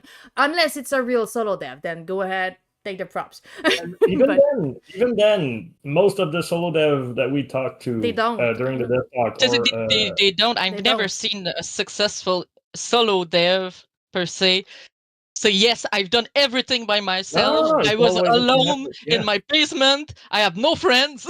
Yeah, they don't. I'm just saying, if someone could, it would be them. But even them, they don't do it. So why someone with a big team behind them will take credit for the whole thing? Don't. It's not you. I think and we're like in the philosophical side of it, but I think it's more of a cultural thing in which like we as a civilization needs someone to look up to and say that guy did that, right? It's way more easier to see David Cage or Kojima or Steven Spielberg than to like start to think, well, it's him plus 120 people. Like it doesn't fit as well. It's not as poetic in your head. Yeah, people like a good like story. There you go. Saying, "Oh my god, this game is impressive," and you know what? Only 2 people worked on it. It's a good story. It's fun. You want to believe that, but that's not the truth. The truth is it's so much work to do a game. So much work. Yeah. Yeah. Walt Disney is a very good example. Like the number of people that worked on his movies, and we still think that he did Cinderella, and most of them are not even his story anyway. So it's just like open story that he takes, but we saw it as Disney movie, and it's just him. It's Walt. He did that. Yeah. It's the same in a lot of creative industry. I think like the Beatles, a lot of their success are covers. Tim Burton is his most successful movie he was barely involved in. Some of them is not at all. And it's his name that's on it, and we're like, yeah, it's a Tim Burton. No, it just looked like it, but it's not. He did not take He any. was loosely involved in like a few days during production. He read it, said and then went away. Yes, all great thing takes a village. It takes so many people to do amazing things, and we need to give credit to people. Yeah. And that's why I compare it to Kojima, because I feel like Kojima and a lot maybe of the more Asian, I feel they don't have like, they're more humble. With their work, they always like put more of the team forward. They like there's a lot of well-known devs from Nintendo, be it like Koji Kondo or Sakurai, the one doing the Smash Brothers. People revere them. The same for Kojima, but never Kojima went and said like in front of a lot of people like, I'm a genius and all the Metal Gears are my sole idea. I mean, he was excited to do a partnership with Guillermo del Toro, and he like fangirled forever for Mads Mikkelsen when he was in his latest game. So like, he's not, but I feel like people want like to have that, like that humble, but still people revere and feel like they represent the game. It's easier to love and like, you can't force that. Fangirl on someone who's like, no, it's everyone. So you can love them more because you know that they're not gonna take credit for the work of other people. You can say, you're brilliant, I love you, but I'm glad that you like give a bit of the credit to other people. We don't like people that are not humble. It's not a great quality to not be humble. You can do it sometimes. You can't force it. You can't force people to see you as the face of a company of or a gender or a game or whatever. No, it's just it happens because it's deserved usually. Yes. And you should, at that point, if that's happening to you, you should say, yeah, but look behind me. I'm not just alone on that stage. They're not there physically, but if there's like a David Cage or a Kojima receiving all of that praise, look at how Kojima does it, right? He's, like you said, he's really humble. He knows that people will buy whatever stuff he's gonna do because his name is on it, and with the whole Konami thingy during that event, I mean, it was kind of like a religious icon at that point, but he never openly took credit for it. Even though if he thinks that he is the god of all gaming, he's intelligent enough to say it. So, like, take a page out of that book, people. Check your ego and just run along. Yes, we do need a David Cage on the stage to announce Chicago becomes Android or whatever the next game that they're going to do. But yeah, just say thanks to my team. Be grateful. And it's telling that when he went and did his own studio after all the Konami debacle, well, there a lot of devs from his team went with him. And even if it's like a super rich guy and people were super probably interested in like funding him and giving him money and being stakeholder in his company, it's still like a big change for people to move, to change their job and to go into a new company and start a structure like from scratch. But still a lot of his team followed, and it's a lot of instability. That's why the quality dropped, not just because he left, but because the team wasn't motivated to work on those without him and without like the spirit, and it was lost with the team breaking apart. That's where you see that it's not one head, it's everyone under it too. If you're able to bring people together to create and be passionate about something, that has no price. It's really cool. Although on the other side, I'm not an expert on like the Japanese cultural stuff, but doesn't the employee man the salary man should not like vow his loyalty to the company instead of the like the manager that he has? which would be Kojima in that case. I mean, I guess my question is, did it take a lot of like culture breaks to have his team come with him? That would be interesting. We should do a dev talk with Kojima at some point. Yes, of course. Yes, of course. We'll do that. I'm gonna ask him for next week. There is Can I come? someone. Yes, of course. If I can have him next week, you can be there. Okay, cool. I'm sorry, Will. We're gonna push you at a later date. You'll understand. You can join us too. I am sorry, but Kojima But will just have to 25 on the stream next week. Oh, they're silent, looking at him. Yeah, we were talking Nah. about you being on board. Yeah. I have a question. and I have a question because we've talked a lot about the positive and the negative of like bigger studio, but what's the negative? Because obviously the communication you think is better on the indie side, but what's the negative? What is like something that dev on the indie side always make as a mistake that you've seen that they could grow out of and will do better, or will be like have a easier development, or just something that you think that they should do more? I'm gonna try, Myvan, but it's not gonna happen. But I'm gonna try. Hi, Zina. Hi, Zina. I'd say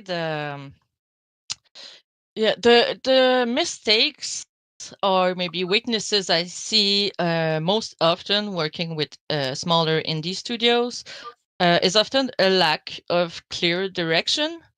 It happens that like the start of like the production of a game is based like on one good idea that people feel and vibe with and they want to work on, but it hasn't been pushed enough in all the different direction of production to become like a proper plan.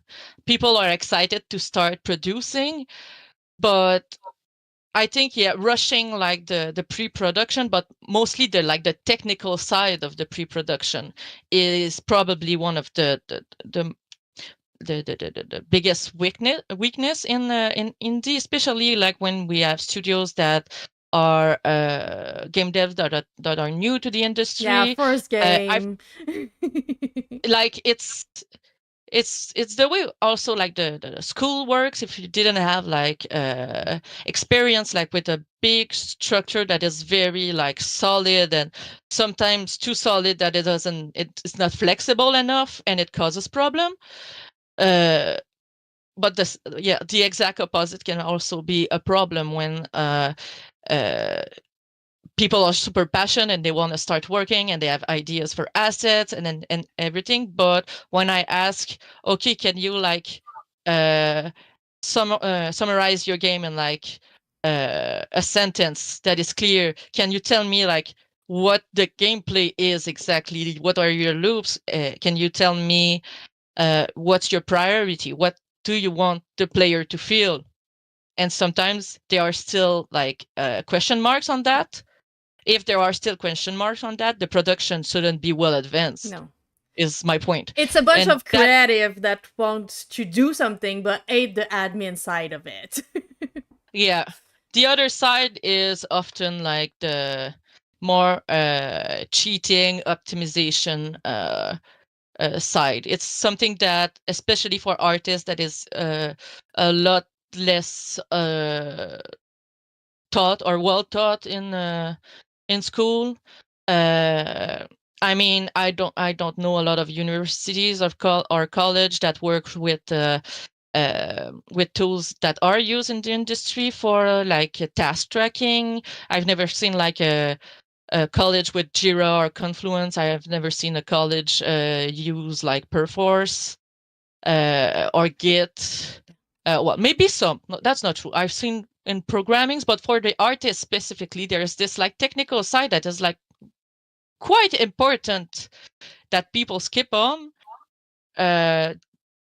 when they teach, because it's something that's also like quite specific to companies sometimes. Software after all, the important thing is that you understand like the principles behind it. So like the optimization and like cheating principles and in video games are often less well known in these studios. I don't know the difference between those that are not at their first game and those that are at their first game, because we've released our first game, but we've just started to look for another one. But we've learned so much about how we did not handle well a lot of the behind the scene, just the way everything was named in Unreal. Sometimes it was in English, sometimes in French, sometimes it's the word crop, sometimes it's the full one, sometimes it's a sentence. So every one of us has a different way to communicate, and there's nothing understandable for everyone. So if you need to find something, you need to have time because you're fucked. And all of this is so confusing. And just the optimization, we never thought about being needing to make it for like a console or for a Switch or anything like that. So we made it for PC, and then everything else is an afterthought. So since it's an afterthought, everything is more complicated to bring up to date with what you need at that time. So all of this is not something that you think about. You think, oh, I want to make a game. What do I need? I need someone who's gonna code. I need someone who's gonna make it pretty. I need someone who's gonna write it. But you just think about the game. You don't think about everything around it, and you just need to understand as you go. You're gonna learn and you're gonna try to do better, but you're definitely always one step behind on what's around the game. So it's definitely something that we did. We need to do that first. Just to study. Is it is your game something that people want, or are you just officially making it for yourself? Because it's fine too. But be aware, if you put too much money on it, you're not going to make it back because you're doing it for yourself. And maybe other people are going to like it, but you don't have, your budget need to fit with the money that you can make with that kind of game. And we never done that. It's never something that we knew. We didn't add any tool. Now we have. Now we're building and we're making it more understandable and better to what's our budget needs to be to make a game. But that's never something that we'd ever thought about. To have a studio, you need money. We don't have it. We're not gonna do it. That's the way you clear checklists when you don't have a budget. So it's the I agree, definitely. Well, yes, it's all those little tricks, and as you said, it makes a huge difference having just one game being shipped with a base team, a base core team, and you can, if you take the time to analyze the production as a whole, you can see where your weaknesses and what cost you time and what cost you money and what wasn't worth it and what was, and that you should have put more attention. If that reflection is done well, usually people do a lot better on their second game for all of that structure. But as you mentioned, when I do consultant work for the production side, it's almost always the same thing I do. And setting a naming convention is one of the first thing I make sure is done. Because even in pre-production, when it's raw concepts or everything, sometimes you want to go back and check those out. If you can't find them and you waste some minutes every time you have to find a reference, then it's minutes over minutes over minutes over minutes that becomes hours, that becomes you lost 2 weeks and a half in your production schedule just trying to look for I have a folder on my computer where there's spiral art, and then every folder character, and everything is really defined. And every time someone other that are only folk program were searching for something, we have an old tool, everything's in it. They have Unreal, everything's in it. But they were like, Jess, do you have something close that is that? Because I don't know where to look. And I have it. Yeah. But I get that everything else is all over the place. I am doing it clearly in mind because I know that I'm gonna look for it and I'm gonna be lost. So another thing I look for the most is pattern of questions or of just tasks that are repetitive. Usually in video game, I always say, if you do something that's the same steps over and over again, more than an hour or so, if there's a bunch of tasks that that will have to be done in that same mindset. There's always a way to automate it. Always a way to automate it. There's always some type of way to save some time, like even if like not knowing code is fine, but having like a couple people that are efficient with like Python or stuff, you can do so much with Python. Like it works with so many softwares. It's quite easy to read and to learn the base principle, and there's so much resources for it online. So if you have like to make custom tools, often if you had that problem, people online will have had that problem. You just have to like strip it down to its basic steps and where is the issue. And I mean, a lot of coding sometimes is just like copy pasting stuff and just modifying to make sure it fits with your stuff. Like, you know, I'm trying to learn code myself right now. I hate copy pasting codes.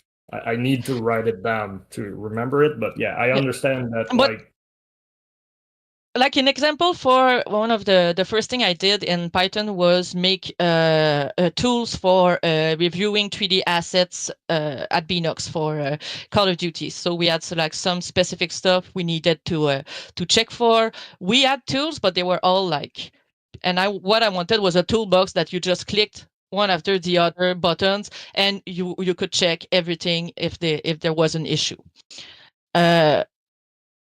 The point was to save time for reviewing asset. The point wasn't to make it pretty, it had to be functional.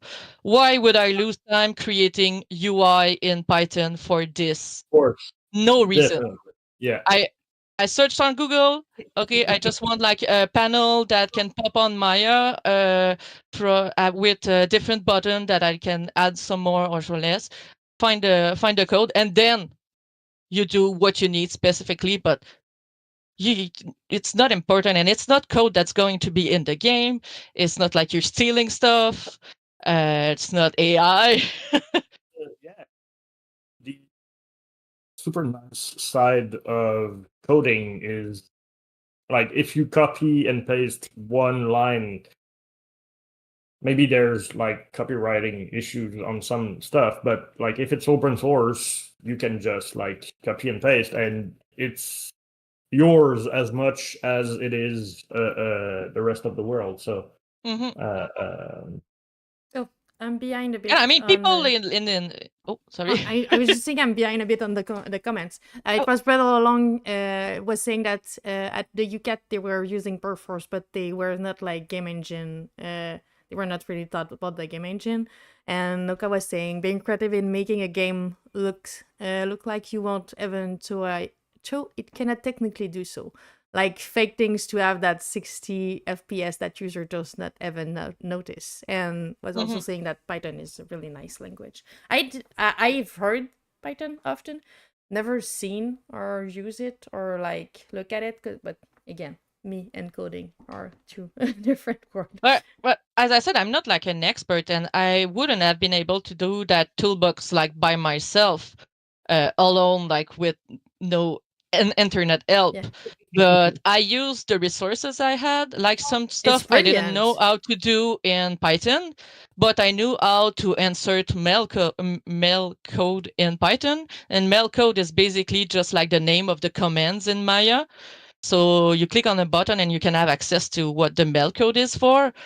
So I was just copy pasting that. Okay, I want idea. When I click this, I want this command mail to happen. So insert this mail part of code. Like it wasn't important for me to learn how to do that. The point was to save time, so I did it like the most efficient way possible. And that's what I said. That like anything is possible. You can do. You can cheat like your way through a lot of things. That's what you're doing well. That's why you're doing well. It's a great idea. It's really best cheaper ever. I have to leave you once again for a minute and a half. My coffee is now empty in my cup. Okay. I'll be back. Yeah, a very good listen. Try even if you don't know how yet. Yeah, exactly.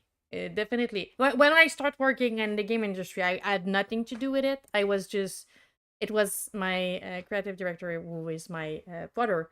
He was working on a Google Drive, trying to communicate with his art director and making everything clear and having a game doc. And at some point, I just went into it and I was like, "But what the fuck is that? That's disgusting. How can you even find anything there? How is she finding anything there? What's that?" So I just decided that I was gonna organize thing, and I didn't know anything about it. I just knew that I could do better than that. So I just decided to open tool and try to understand how I could be of any aid. And at some point, I've been a big part of everything that was not in the engine, and I'm admin and like social media and marketing and PR and everything around it, but I didn't know anything.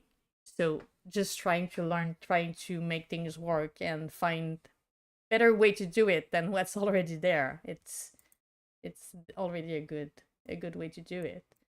Yeah, the most like tools you have in your tool set, be it like software or processes or whatever, the easier it is to adapt to a different project or a different team. And like I say, one of the thing I do often is start with by setting a naming convention, but I don't have like a perfect naming convention in my head that I forced on studios because it's proven and it worked. No, I check what the team is, what the project is, and how the team works, and what will be like the less what will make like for the quickest onboarding.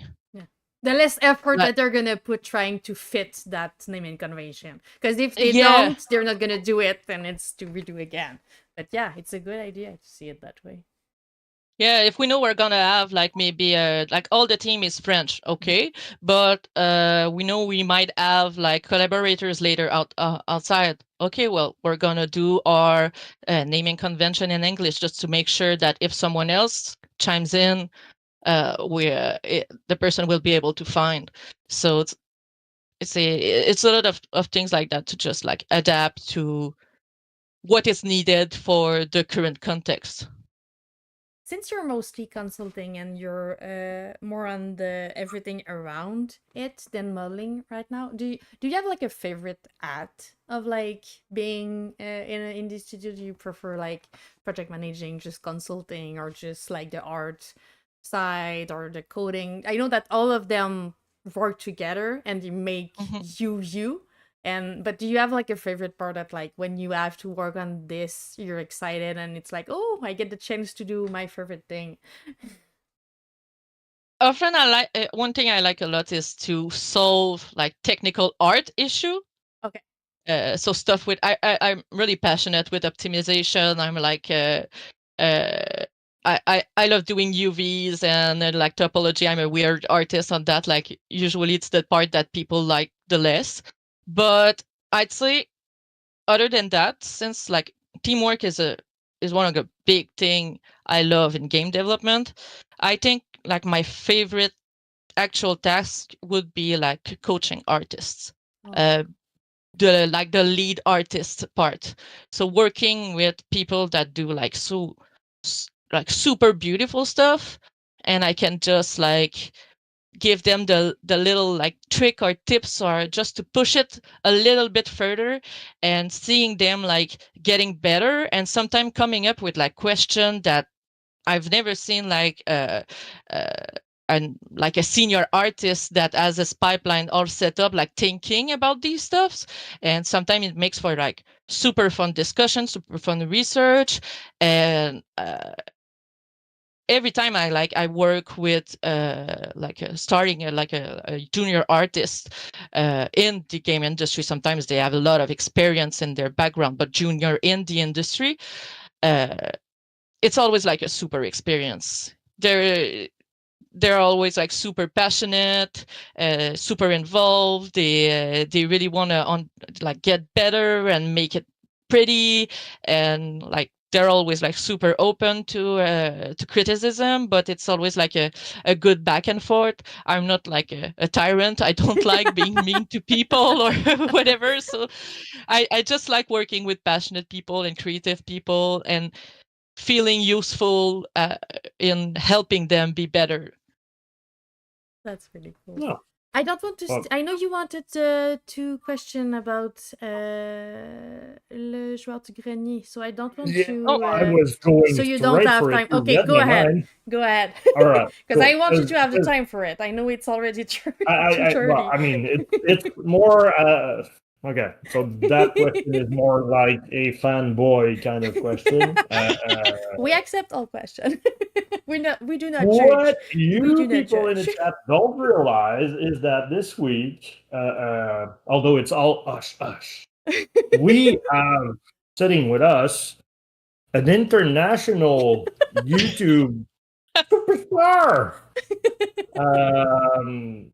that had at the very least like 2 to 5 minutes, maybe like 3.5, in a video of Joao de Grenier. So you English people won't know that guy. He's like the French version of the Angry Video Game Nerds. Yep. But yeah, so Andréane got a part where she offered her opinion on the open world kind of game. Strongly suggest that you guys go see that one because it was very informative. But what I want to know is how the hell did you end up in that video? Honestly, it's sheer luck and quite an underwhelming story. Underwhelm us now. I have a Twitter account since like a while ago that I basically never use, an X account, sorry. Oh, Twitter is fine. We use Twitter here. But I do still sometimes get notification, and I happen to follow the YouTuber Joao de Grenier on X. And for once in like I open maybe the app like once every 2 months. I don't know. It happened that time, and I got a notification that he just posted and was looking for dev with experience in the industry, especially like with open worlds. And I commented just like a bit of my background, that I've been in the industry, like in the art department for over 10 years, and that I didn't work on like a typical open world like Breath of the Wild or something like that, but I did work on the first battle royale of Call of Duty, which is built like an open world because it's an open world map. The goal is not the same because it's like survival and it's multiplayer, but I mean the way on the art side it's quite similar. Like when you work with big environments with like visible vistas and stuff like that, it's the pipeline is similar. So yeah, I just commented and I didn't have a response to that for a while, and some weeks later he just wrote me on my XDM and asked if he could like share me the script and if I could like look at it and give comments, and at the end like there was specific questions that he wanted devs to answer to, so that's what I did. I looked through the entire script, did comments. There was like a few others. I think there's two other people in the video that were like consulting, more like on the design side and level design. But yeah, the three of us, we read through the script, the original script, and added like commentaries where we thought stuff was maybe unclear or not like exactly right, so like just twisting these little turns of phrases, and then at the end there was like a bunch of specific questions he wanted devs to have like sequence to answer, and like I chose a bunch of them. He asked me to do at least 5, I think, and I sent them the raw footage of just me speaking alone in my room. So because like I rewatched it since we talked the first time, and I was didn't actually see it wondering. till it was out. Come again? You don't like to listen to yourself? I didn't see it till it was out. Okay. Okay. Well, yeah. So I discovered it with everyone. I was wondering if it was like an edited part of him asking you question, or you never if you never thought. We talked only in text on DMs, and after that he shared me stuff through a Google Drive. Okay. Okay, cool. Well, I mean, you met him, so yeah, I mean that's what I said. It's quite an underwhelming story, but it was a super nice experience. Still, I mean, just the fact that he had actual devs review the script to give comments. We didn't actually modify anything, but like we could add like as many comments and suggestions that we like, and it did end up, I think, including a bunch of those. Or rephrasing some parts so it was clearer. Yeah. Sweet. That's actually awesome. All right. I was badly received by the French community, but other than that. Oh, the poor boys. I think honestly I received less hate than the 2 others, because the 2 others were associated with big studios, so probably. Gearbox and Ubisoft. And your only issue was being a woman with colored hair. Yeah, and a nose piercing. Yeah, true. Problematic. Yeah, that must have been the part that like didn't strike with the conservative gaming community. Yeah. Hater. I have a tiny question because we're nearing the end. Because around like 3 he has to go because he has children. But I wanted to talk about mecha for a minute. I wanted to know how did you end up working with Shishi? What's kind of mechas? Because I know it. Because we talk a bunch with Folklore about doing like a game with chair, rolling chair. What's the word? The wheelchair. Wheelchair. Thank wheelchair, you. Thank you. So we were talking about the fact that it was lacking, but we were not the right people to do with that. And Fred is like the perfect person to do that. So it's such an exciting project. So I'm really happy to have you there. So if you want to talk a bit about your experience, what is mecha? What's your work on it and everything? Well, yeah. First off, mecha is like I'll say like puzzle platforming game, but without jumping, because you play a character that is in a wheelchair, as previously mentioned. A little bit like one of the biggest inspiration obviously was like the Captain Toad game. But we wanted like to the Captain Toad, he cannot jump in the game, but it's a little puzzle that you can like turn around. So we'd like these little types of vignettes, but we wanted like to really add more like components around like the wheelchair, like modification that you could do with it, and the fact that in the game, in the lore of the game, Connie, the main character, playable character, is an engineer, a robotic engineer. So like she had modified a bit, or so there's a bit of fantasy to like make it more flashy and wow. But yeah, it's something that is super lacking. And at first I met Fred, which is the founder of Shishi Studios. I met him through like La Guilde, the group of like indies in the province, because we were like involved in a contest. Like I was judging, was main judge for a contest about EDI. and he was a judge as well. So that's when we first started talking more personally, and we had a lot to talk about because he's always been a big advocate in accessibility. Yes. Just so you know, Fred has muscular dystrophia, I think it is in English. I think but so. I'm not sure. yeah. So So trophy musculaire. So yeah, yeah. yeah. It's So yeah, he had made game before that were like accessible in the sense of like trying to do a roguelike that was more accessible for like children, because usually the games with like rogue elements are often like a lot of maths and more complex and with a lot of meta progression.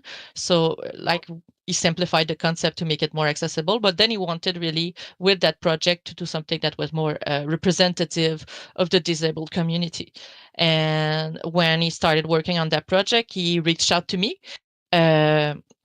when he got some funding to do the demo, and he asked me like to help him do like the base pipeline structure, like as more of a producer. But I was also like in charge of the art team, and we built up a really nice. We were not a lot, but we had a really nice team. I feel like, and I think the demo went really well, and the idea developed with like the process, and I'm quite happy what we had at the end with the demo, and we were lucky enough to be featured like in the last week awesome direct. I think you And we're still have even the on the banner. shirt. Yes, the shirt is so cute.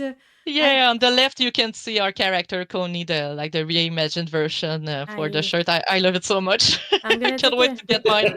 I'm gonna take a picture so people can take a look at it.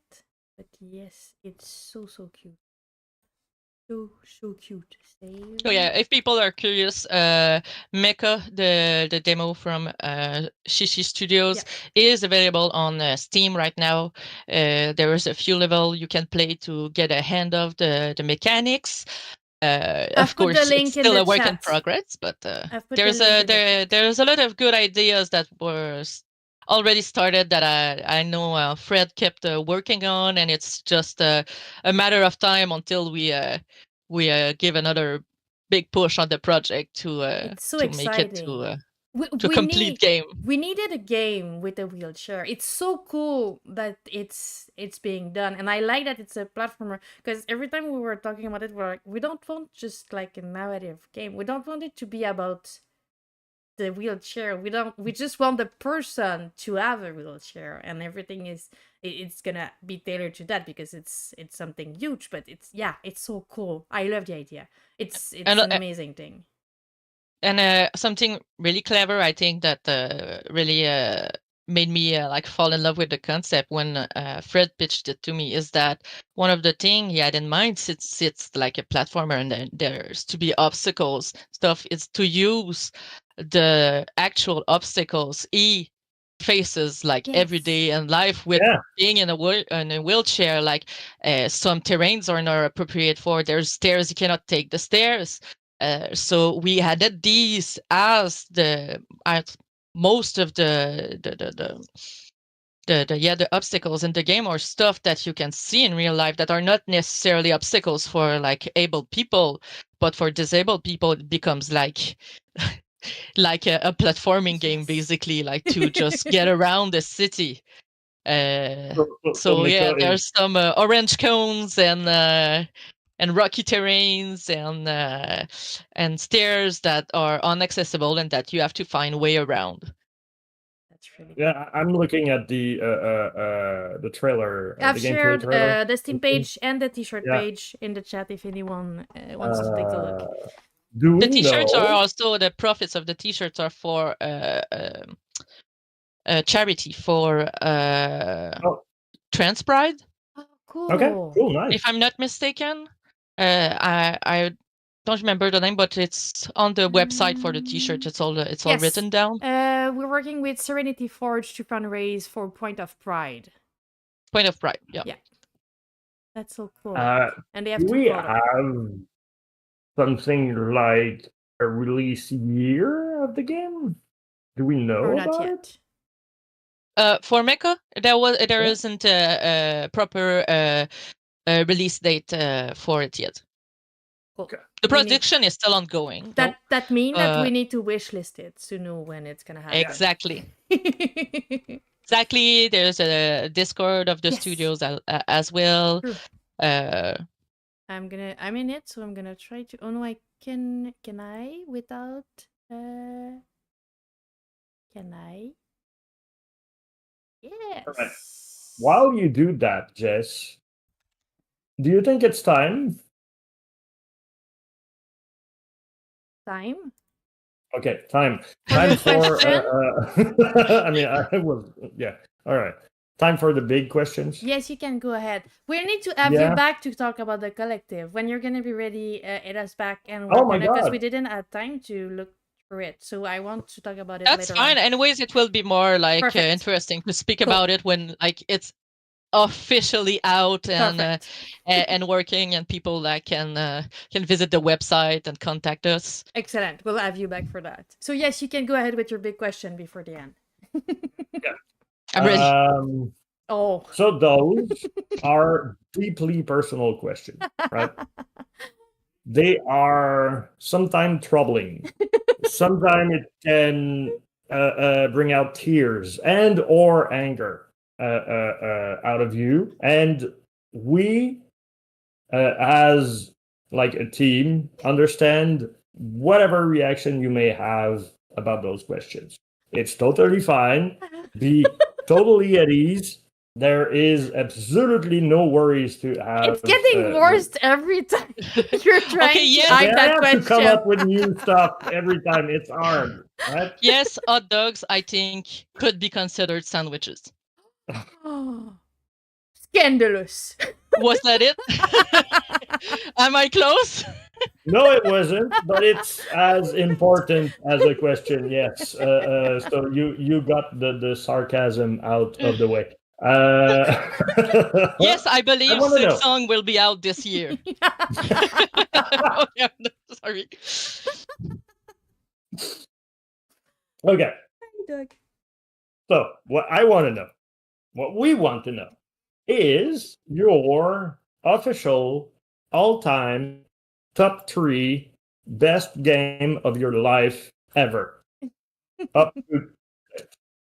All right. In a 100% subjective manner, because no order necessary. Some stuff I cannot defend. It's just my personal relationship with the game. My favorite game of all time is The Legend of Zelda: Majora's Mask.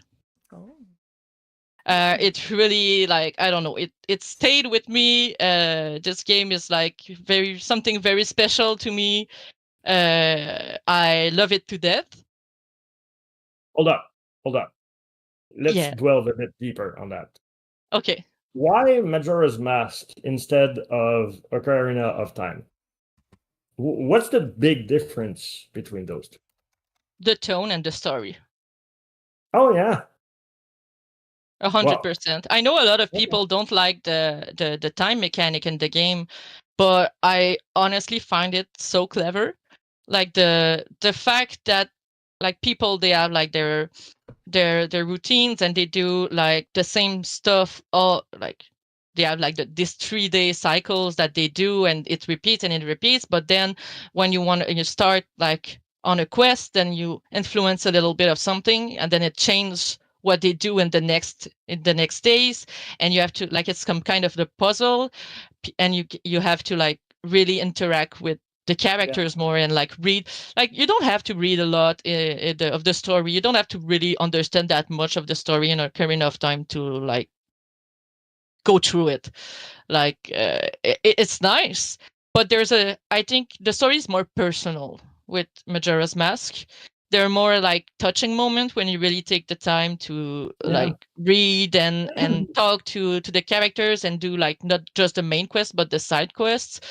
It has a lot of like darker themes that I feel like Nintendo's like almost never touch on, because they do most often than not like very more cutesy and more nice story. But there's a lot of things about like grief in Majora's Mask, and I feel like it's not something that was like ever re-explored, at least in the Zelda franchise. Not at that point. And like just the starting, technically, like this game is somewhat of like Link going through an afterlife, a lot of people say.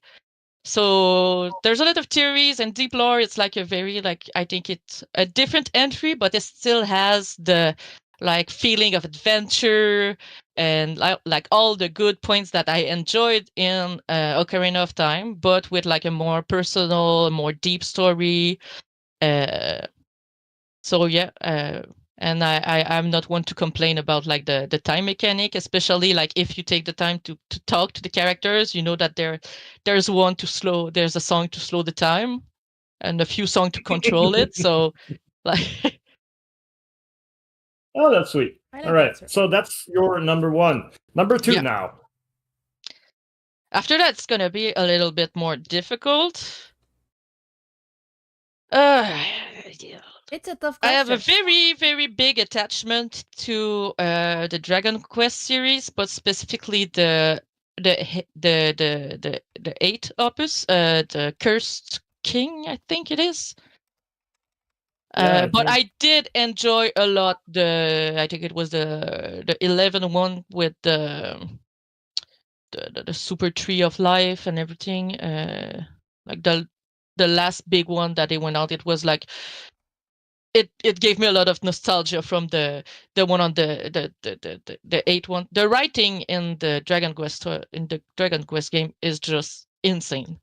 Like if you want your kid to learn English, get them the Dragon Quest game, because the dialogues, like the writing is really specific in a way that the dialogues are like, they use really nice English and like really well written sentences, and or really personalized type of speech. Like in the 8, you go at some point in the like the thief town. So it's like a super like rogue city, dirty, and like people, they all speak like super slang, but it's like a slang that somewhat exists and somewhat is like invented by the game. It's super interesting, and it gives a lot of character to like the different places, and the music also is incredible, especially like the orchestral version. So I'm not a big fan, so I'm gonna explore that later on. But yeah, all right, cool. I must say I'm a big fan of like JRPG and stuff Yeah, like that, well, especially like turn by turn. I love turn by turn combat. I haven't finished it yet, but I love Sea of Stars so far. I'm a bunch of way through. Like it's kind of game that I really like, but my only problem with those is that often I don't finish them because they're too long. Yeah, they are. Hey, you take like a 2 week pause and you don't remember where you're at in the game, and yeah. And you know, I think thinking about it now, I would probably put like the Dragon Quest in third instead, and second. Yeah, I must. There's like a second game. I cannot like. It cannot be. It cannot be lower than 2. Which one? It's The Binding of Isaac. Oh yeah. Actually, with my boyfriend, we 100% it. So we have like that Dead God achievement, which is like it took us thousands of hours. Easy. Yeah. I've played so much, and it's funny because I just said I don't play some games because I cannot end them. But since it's a rogue and you just like you play a game, I've been playing that like for years, and still do runs sometimes. It's honestly probably the best rogue in my opinion that's ever been made. But also it's a rogue that had like, with all the DLCs and everything, like over 10 years, like over 15 years of development time. It was a Flash game at first. Yeah. It's incredible. Honestly, it's just a marvelous game. I love it. It's deeply frustrating at times. I've never played it. It's on my wish list, but I've never played it. It looked really cool. It's really worth it, and it looks harder than it is. It looked hard. But honestly, you get you get used to like the mechanics. It's like the first time you have to learn like the patterns of the monster and the timing and like the way you have to move. But honestly, like, and the DLCs, like they add so much stuff. Like the last one, not the plus, but the repentance is like it more than doubled the number of characters you can play. And it added like 2 like main bosses. It's insane. I'm gonna And need all to the go new content dive. is always like super. There's still patches, and this game is from like Yeah, it's been a I while. don't know when it first came out. The release date on the Binding of Isaac is 28th of September 2011. Yeah. 2011, made by 2 guys. Yeah, right Which now are- the latest DLCs are from it's been sold to Nicalis Studio. Okay. But as far as I know, like Edmund is still like loosely It's the guy from Meat Boy, right? It's from Meat Boy. Oh, I think so. Yeah. Yeah. like Well, I Edmund mean, is the art the style is really. Edmund McMullen. Yeah. Yeah. Well, Isaac is loosely based on his childhood, with like apparently like a very strict, excessive Christian mother. Okay. But he does like the designs for Team Meat games and the visuals. Okay. Cool. So he does the Well, creepy thank little you drawings. Yes. Beautiful little creepy. Right. Thank you for Oh, answering very this really hard question. You did well. I would say that you did better than all of our other guests. You put them in order. They don't do that usually. Yeah. Yeah. So kudos to you. And thank you so much for spending time with us and chatting with us for It so was really long. fun. Thank you for the Yes. invite. I really enjoyed the time the podcast. It was really nice. I like it I hope too. people too. I don't see the comments, but I hope people enjoy it too. Yeah, they well, said there's yes. a lot of people that will, and I'm looking at you, chat, wish list makeup right now. It helps a lot. Honestly, if you wanna, even if you're, it's dumb though. Maybe like just remove some of